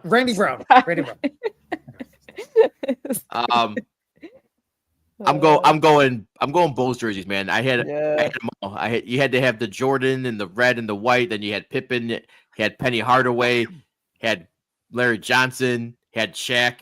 You just collected them all. So yeah, I'm going the basketball jersey. Listen, I wore this particular jersey when we were shooting basketball. Mhm. Yeah. It became three-point contest. it became a big thing because I'm a great basketball player. But yes, not a lot of people know that. When stuff started recording, it was never mind. I'm not gonna get into it. I still gotta go with the sweater, man. I mean, it's just such an iconic thing for me. As much as I love that jersey, fucked when that came out. It was probably one of the best jerseys that came out for the Bulls at all. I don't even care about these City Connect jerseys or anything like that. That's like a number one jersey to me when they came out with something different. It was slick, but I still got to go with that sweater, man. I love the Blackhawk sweater. Aaron? I said jersey. I picked. Yeah, I'm going Bulls jersey now. Yep. You guys else. Like You guys else. That's almost goals at this point where I got to get back into jersey shape because I could wear the Blackhawk sweater as a big guy. I can't be pulling off basketball jerseys unless I'm going to Lollapalooza. But I would like to. I'm in jersey shape. I just got to get a tan. That's a problem with me. Yeah, I got the terrible tan. Like I'd wear like a Bulls jersey to it makes no sense, but I would wear in the summertime. I would wear a Bulls jersey to a Sox game if I could. I just You got tickets to Lala this year, bro. Get into shape. That's goals. Get that Bulls jersey on. That's goals. All right, I'm up here. I'm gonna go with number 3. Ooh, So that's one of the few popular of the like new generations that I put on here. It's the Southside City Connect jersey. Is that all White Sox jerseys or just the Southside City Connect? It could be all White Sox jerseys, but specifically, I think the Southside one is the more popular one of late. Yeah, I'm still going Bulls jerseys, hands down. Those were cool as hell, but no, you don't really rock a baseball jersey unless you're going to a game. The NBA jersey, people you can wear them out. You can wear them out anytime you want. Unless you're on the bubble. You're at home. Yeah, unless you're a podcast. Is that a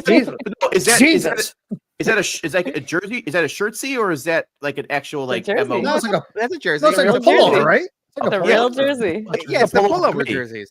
Yeah. I'm talking about the button-up ones. Okay, it's still a jersey, bro. Yeah, I will say when I first saw that Southside jersey, I made fun of it.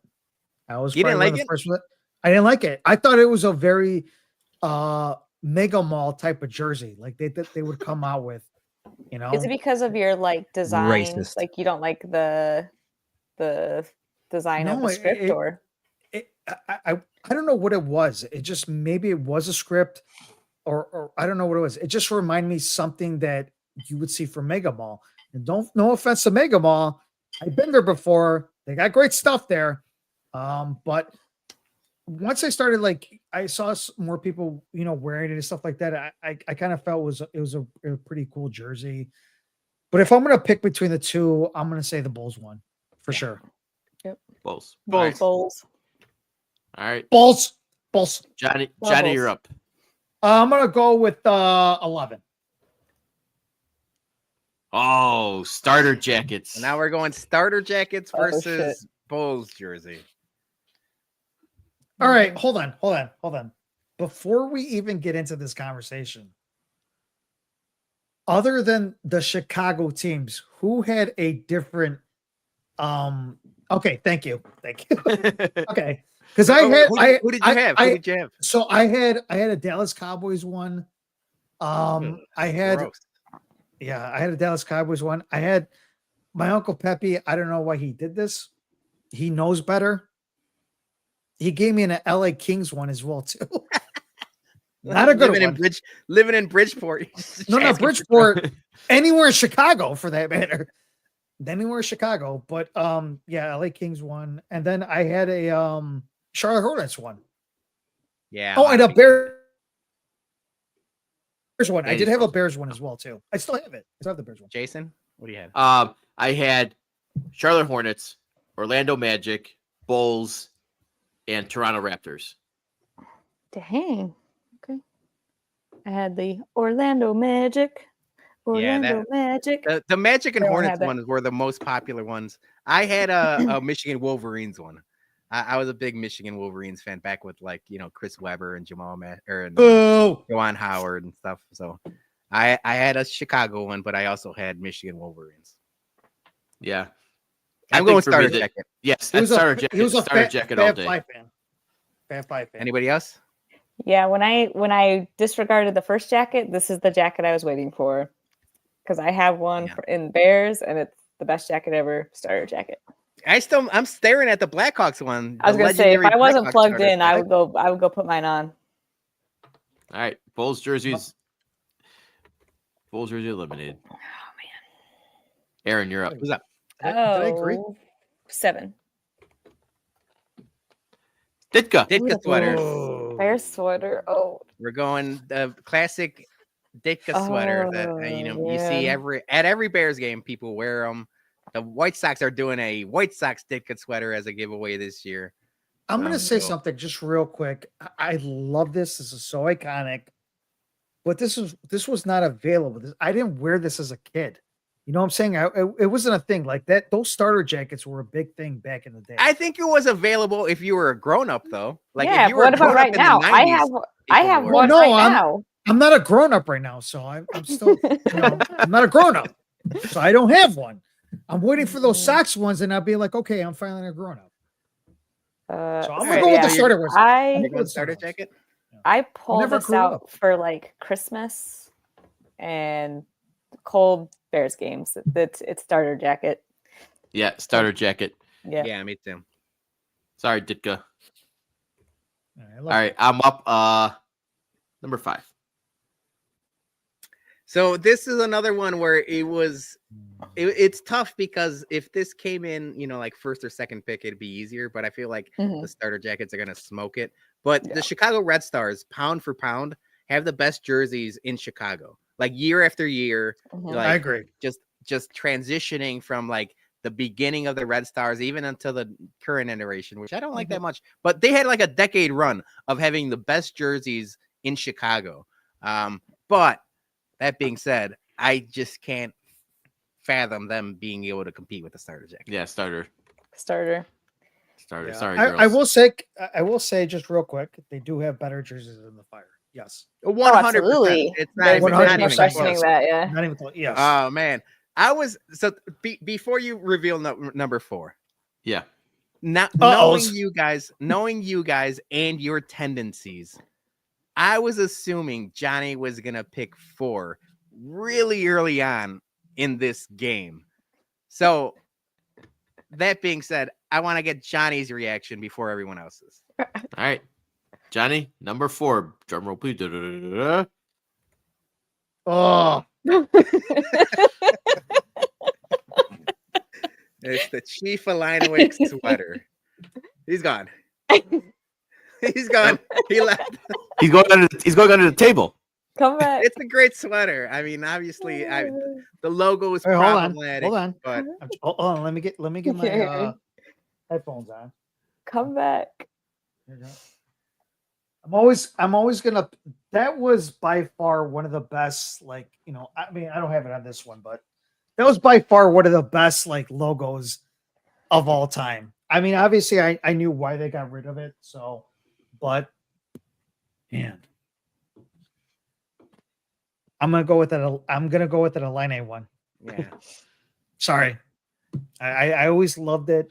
It was a very classic logo at the time. Like I said, I know this, all the stuff that happened behind and stuff like that, where they got rid of it, which rightfully so. I get it. But that was such an iconic logo back in the day. yeah. But that being said, we're all going starter jacket. Starter jacket. Fuck you guys. Oh, fuck you guys. Fuck you guys. Fuck all you guys. Yeah, that's the one I wanted to win. Let's go. Yep. Congratulations I called that shit. Congratulations, starter jacket. We're gonna have to put an asterisk on that because I think like Jordan's would have ran the table. Jordan's probably would have won if Peter didn't Yeah, push it through. but yeah, I know you're trying to make it bigger, Jay, but that's okay. That's all right. Everybody They're- knows. Yeah. Internet sucks They're- sometimes. They're bigger in our hearts. Yeah. All right. So starter That's jacket good. is That's the good. king of the hill for Chicago sports apparel. Very good, Peter. That was a good list that you put together. So I have I'm gonna tell you guys, peek behind the curtain, our nonsense segment next week. It's gonna be a new one that we're debuting on the BumCast. And I'm gonna give you guys a still screenshot of a classic 90s rap music video, and you have to tell me what music video that is. The caveat is the artist will not be in the picture. Mm. I like this. I mean, Is this? you know You me. said this is 90s? 90s? 90s. Yeah. 90s. Easy. I'm a sucker for nostalgia. That's right up all of our wheelhouse. If anyone listened to MTV or even The Box, you guys remember The Box? Yep, as a the kid? box. So I think we're gonna be good at this. But I'm I excited. and I, for that Jerry. segment. That's a nice tease, Jay. Thanks. All right. With that, it's time to bump some people, guys. I think he's a bum. I think he's an absolute bum. You call me a bum? My man, I take that with pride, with honor, that I'm a bum. I'm the king of the bums, baby. Because you're training like a damn bum, you know that? Bum. A bum. All right, let me get that out of there. Get that out of the way. That's not a bump. Yeah. All right. Time for our listener bums and MVBs. First up is Tina. MVP, us, for putting on the best tailgate as usual. Bum of the week, us, for forgetting to put me on the shirt of the best tailgate. Hands up. We fucked up. All Fucked of up. us. All of us We across the fucked board. up. Tina has That been was- such a big help for the tailgates, and I couldn't Well, believe we missed it. So that's our bad. No, that is my bad. But you also have to think too that I have a lot of people that I'm the one who's designing all this stuff. And I'm also asking everybody else too, hey, can we just double, triple check all this stuff Yeah. to make sure? can double So check. so it was a team effort on that one. So There's I a do apologize. team fail on that. Team It was fail. it was a team fail. I apologize. I sent a text. It won't happen again. That was bad on our part. Yeah. Yeah. Real quick. Yeah. Oops. Good Jerry, so Jerry. thanks for another great tailgate. Cheers. Thanks you, Jerry. Cheers. Thanks, Jer. Appreciate- Wow. Thanks for coming out. I told Jerry too, like I had FOMO for missing his the Irish St. Patrick's Next year. Day parade. Next year, Next for year. Next year. Yes, next year. Yep. All right. Next up, we got. Ooh, where does slide go? There we go. City Brown, MVBs to the bums for the best tailgate last Thursday. Thank you. Josh Giddey for his half-court game winner versus the Lakers last Thursday. Absolutely. He just made LeBron look like a little lay bitch. We did not talk about that. And that was the most crazy fucking thing that happened where all that shit was going on. Loved it. I loved everything about it. Yep. Six points. What was it? 6 points in 6 seconds, and then the It was like game. 12 seconds overall, and they Yeah. had like nine Half court. 3 threes. It was Yeah. awesome. Yeah. Unbelievable. Great, Are yeah. the Bulls back? Quick down the line. Are the Bulls back? They might be. Wait till This next is- season. Again, this is like a thing about the locker room. You know, maybe they were right about getting rid of a lot of people. I'm going to say this like with what's his name? Zach LaVine. I don't think they should have signed him for that long-term deal. That was probably the worst mistake that they did. You could have gave that money to somebody else. And, right now I feel like I saw something else that said the Kings are having issues in their locker room. So I don't know if that's true or not, but I love the way that the Bulls are playing right now. It's a lot of spark. Kobe White. I always love Kobe White, so he's doing pretty good. So good one by the Bulls. Definitely good one by the Bulls. I'm happy. Yep.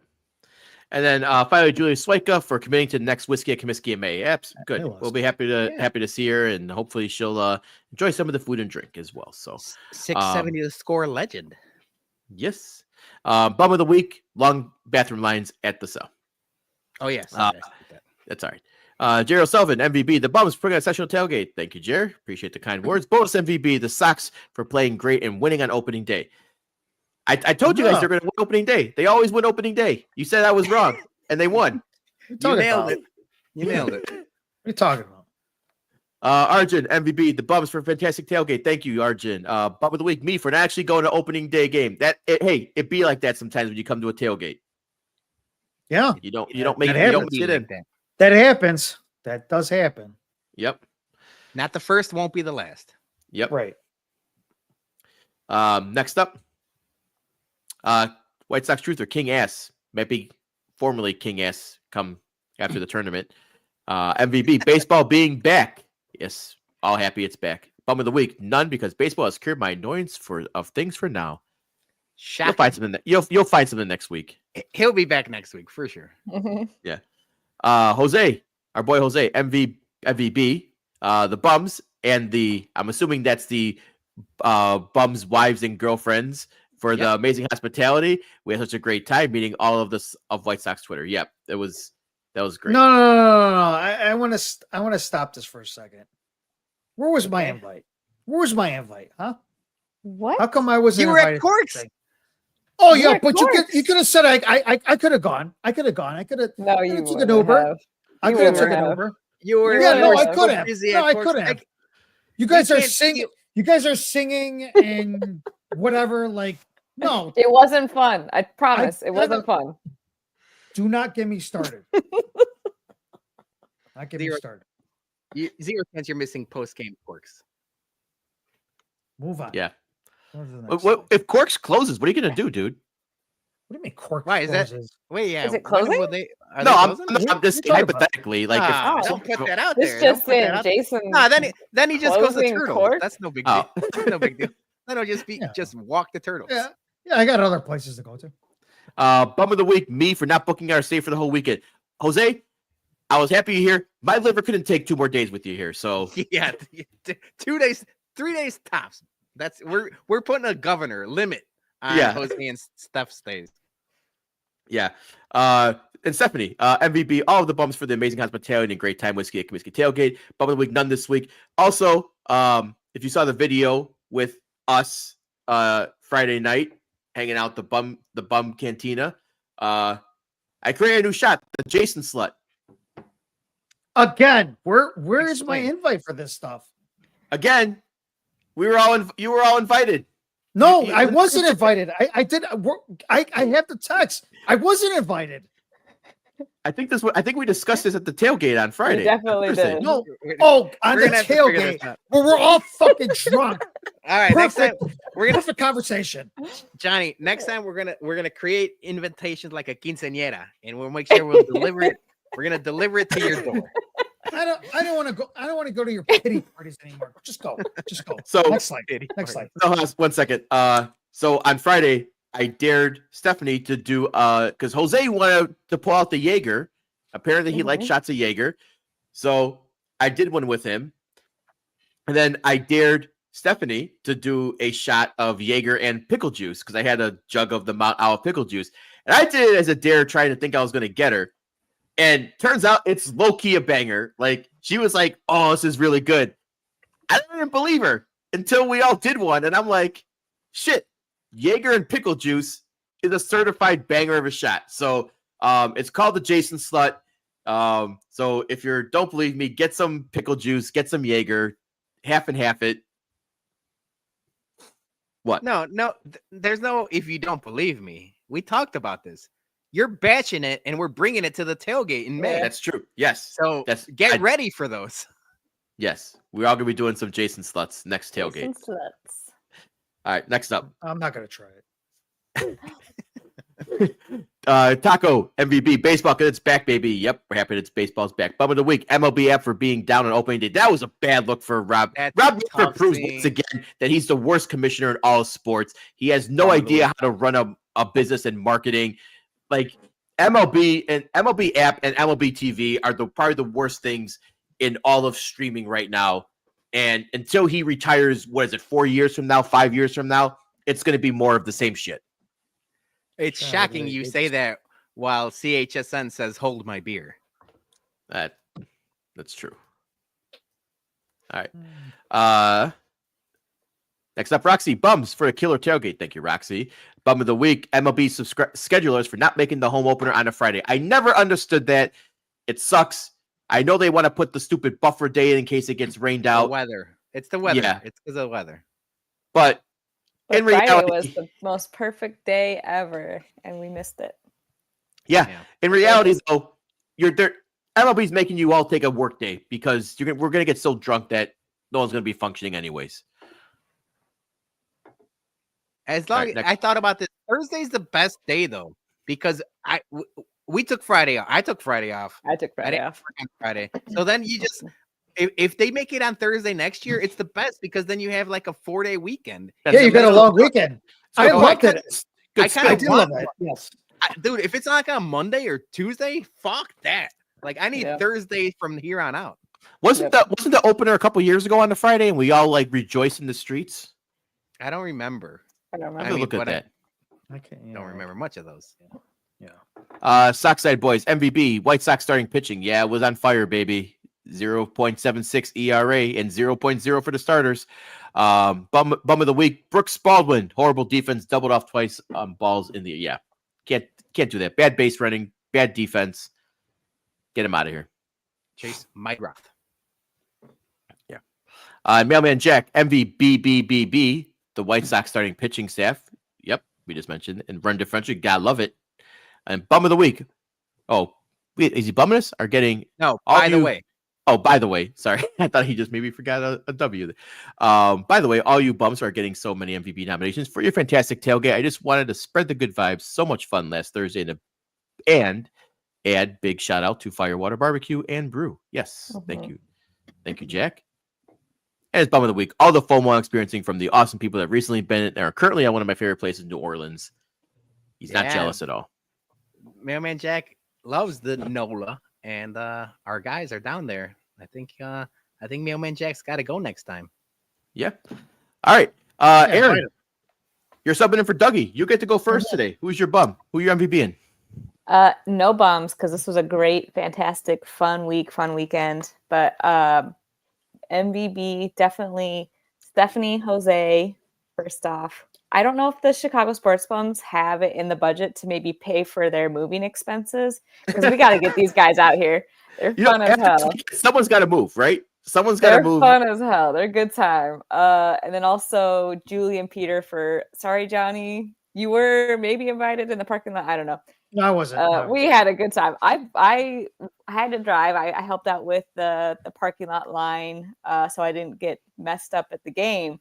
But I had a good time at Peter and Julie's with some karaoke, and yeah, it was a good time. So MVBs to you guys for having us over last night. I really wanted to join, but there was no chance I was making it. I was already asleep at like 9:30 on Thursday. Yeah, so it was a good time.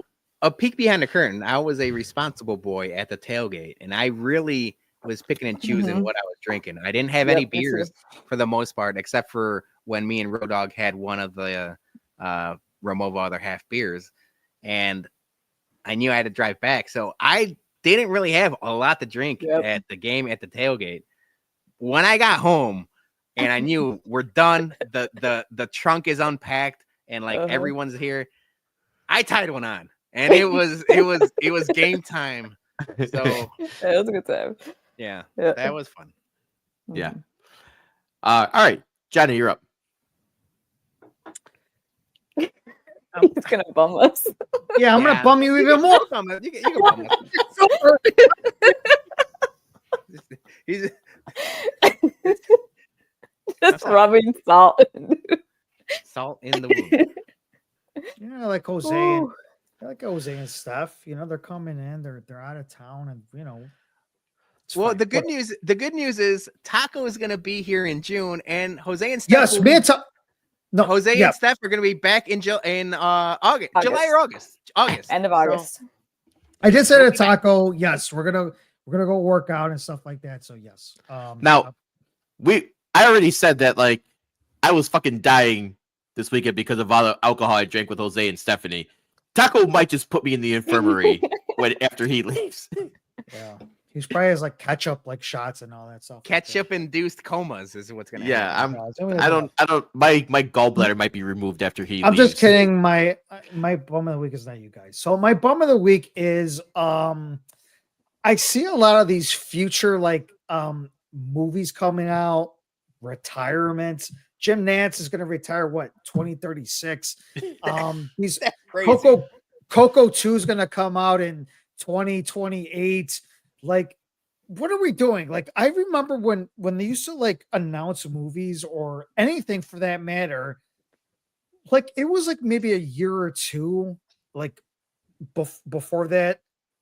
Now it's like they're showing futures. Like, I'm gonna retire from this podcast maybe in, I don't know, 2050. We'll see how this goes.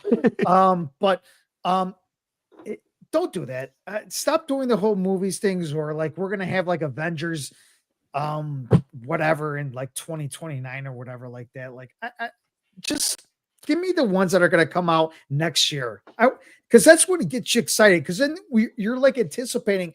My whole thing is that when you're anticipating a movie for so long, I'm gonna say Stranger Things. I love Stranger Things, and I've been waiting for the Stranger Things to come out. I think it's supposed to come out this year. I don't know. They're fucking adults now, but They're grown ass people. they're grown ass people. Like, and I know that the stuff that happened with the strikes, I totally get that. I understand that there was like a strike going on. So this pushed a lot of production back from a lot of things. But I just feel like you keep on pushing stuff back and just like the anticipation, like, and then when you finally come out with it, I'm just like, this is it. We've been waiting for such a long time, and this is what the product is.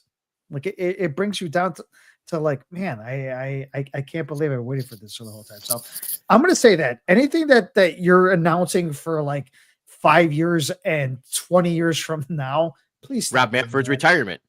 Just retire yeah. now. Yeah. Yes, Yeah, but what was that, 2029 or whatever you said that? Yeah, it's like 5 years. No. Like last season, like 5 years, I'm done. Get Go out now. Dude, Get out. Johnny, Get out. you mentioned it. Jim Nance. I love Jim Nance. I love that he does the Masters. He's the best. He announced his retirement. What year? Like 2030 In something? 9 years. It's In like 9 years. 2036. Yeah. There's gonna be I love Jim. Yes. There's gonna be 2 pandemics by then. Like none of us are gonna make it to 2030, Oh. whatever. No, I'm There's a just saying, like we We got don't know what's gonna conspiracy happen. theorists over here. We I got mean, Jim conspiracy Nance's theorists. retirement is ridiculous. The thing that bothers me, and I'm glad you mentioned it, Johnny and Jason, we talk about this because we're both big Marvel people. I don't know if you've noticed it. People are doing teasers for trailers that come out the next day. So it's like instead They're of the teasing trailer, the teaser. They're teasing Yeah. the teaser. get the, like what? That's terrible. Like just release Here's the a- trailer.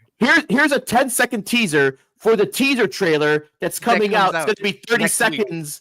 That's coming. Yeah. Yeah. Like that, because I think the teaser trailers are just more stupid than the actual trailer itself. So now we're teasing the teaser. Like, Yeah, they tease the teasers. Too God much. damn, so stupid. Johnny, good. Johnny, that's a Yeah. good bum. Good. That's a good bump. All right, I'm gonna go next. Peter's gonna take us home. I got 3 MVBs. First one is Tina. Like, we can't thank you enough for everything that she did on Thursday. She's texting parking lot ops to, she knows people in park. She knows everyone. She knows everyone. But she was coordinating a lot with the tailgate, with trying to get us in and working with the grill. Texting people on CPD to see if we could get street permits, for parking the grill. So can't thank you enough. We're again sorry about the oversight with the shirt, but yeah, you're you and bringing all the equipment. It's awesome. We appreciate, and the Malort bottles. The Malort was everyone got a kick out of the flavored bottles that you brought too. So thank you to Tina. Second MVB is her parking lot guy, Rich. He was making sure that we all got lined up correctly. He wanted to make sure that Firewater's van got in before everyone else and got a spot, so we could be close by. So we all shit in the parking lot guys a lot. And there are a couple good guys out there, and Rich is one of them. And he was awesome that he, got us and made sure that, hey, I'm not going to let anyone park in your spots. You got 6 cars. I'm going to line you all up together. So thank you to Rich. You're awesome. And then final MVB is to our sponsors, to Firewater, to Room Over Other Half Brewing, and to Bubba's Whiskey.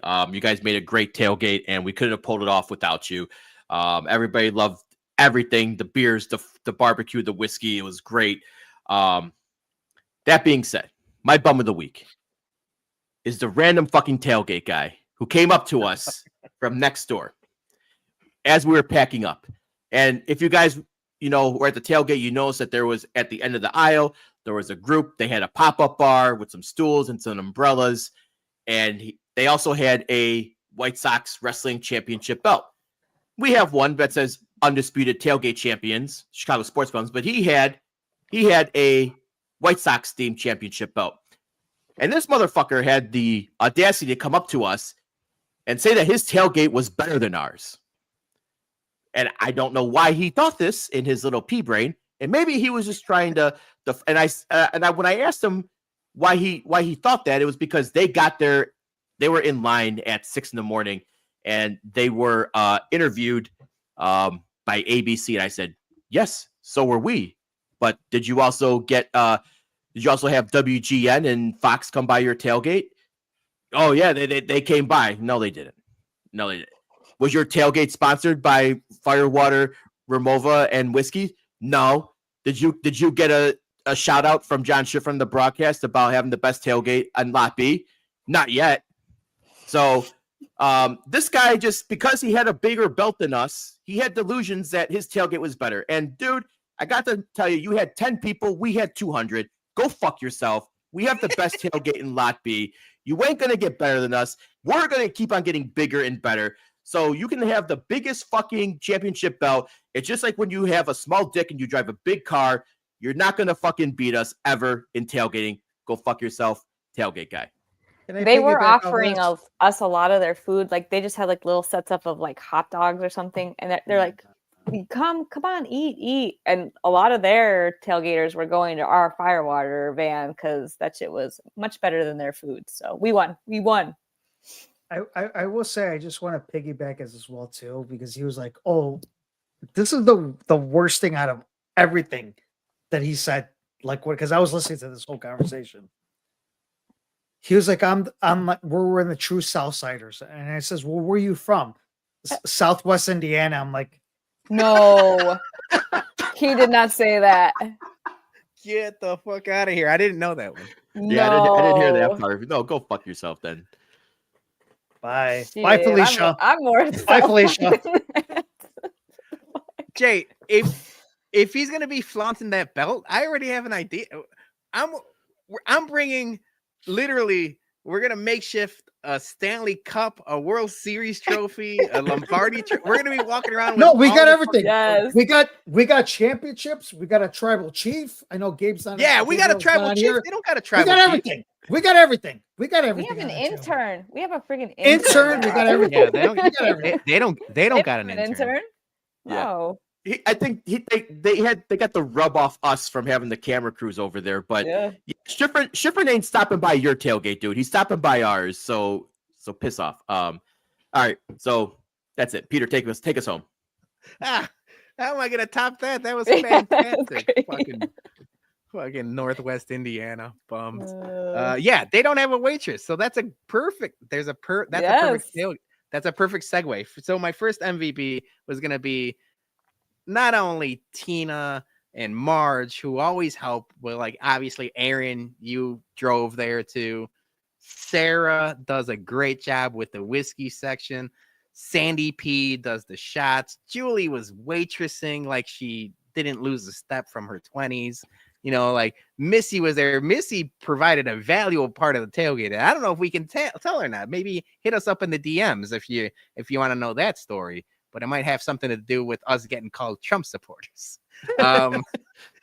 But all of that being said, the bums and the auxiliary like outside crew can't do this without the support of everyone in the comments and everyone that shows up.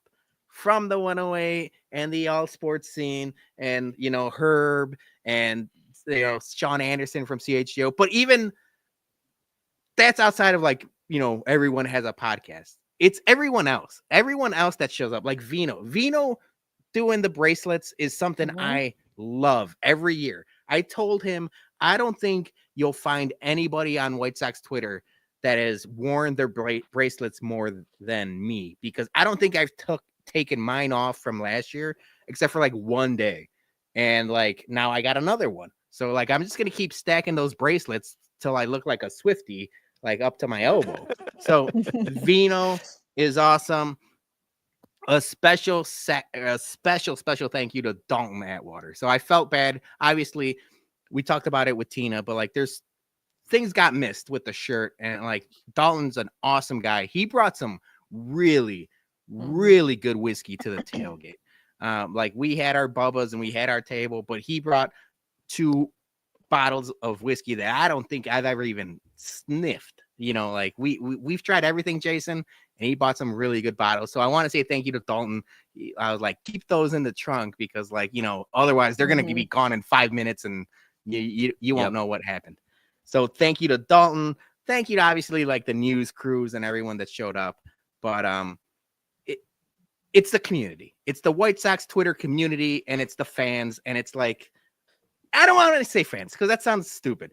It's our friends. We've gained so many friends now through the tailgates and the podcast and everything we've been doing. So we just want to thank everybody. Like, obviously, it's grown year after year after year. This is our third opening day doing it as the Chicago Sports Bums and Whiskey at Comiskey. I can't imagine what's going to happen next year, but we want to thank all of you guys, and it's going to be awesome. Whether it's the May tailgate, we haven't even talked about June 8th, but save June 8th because I don't even think we can announce We'll it. talk about that next week. But we've been teasing June 8th for a long time, so if you guys know, you know. But June 8th is going to be awesome, and then the rest of the Whiskey at Comiskey this year. The team, we don't know what's going to happen. But like I said in the interview, we can control what happens in Lot B and at the tailgates and at the parties. The team on its own, whether they win or lose, that doesn't matter. As long as we have fun and everyone shows up and everyone has a good time and everyone's safe, that's the big thing. We can't thank you guys enough. I just want to piggyback real quick because I was talking to Josh Nelson about, like, he was saying, like, you guys are just killing it with these tailgates. And I mean, I said it comes with the community. Like, it's just not us, you know, it's the 108, it's Sox Machine, it's like all the other podcasts that come and do whatever they can to make this team relevant. You know, it's just everybody they're playing their part to be just a part of the White Sox community. And I'm saying, like, you guys all are, I love you guys. Everybody, Peter, I'm not going to repeat what you just said right now, but I had the conversation with Josh, and I just said, hey, this is everywhere. This is all the community that comes together, that loves the White Sox, that wants better for the White Sox, that we're trying to get that vibe. And we do. Like, this was our biggest tailgate out of any single year that we ever did. And we got to thank everybody who comes out. So yes, Peter, go ahead. I'm sorry. No, and the last thing, the way we'll wrap up, and it's something like the vibes have been high all tailgate, but all podcast long. It might not be this year, it might not be next year, but whenever we have a playoff game tailgate, look out, because that's the end game. It's gonna be that's gonna be yes. Yep. And hopefully by then they'll allow kegs and umbrella and tents. and maybe a smoker for fireworks. Yeah. Yeah.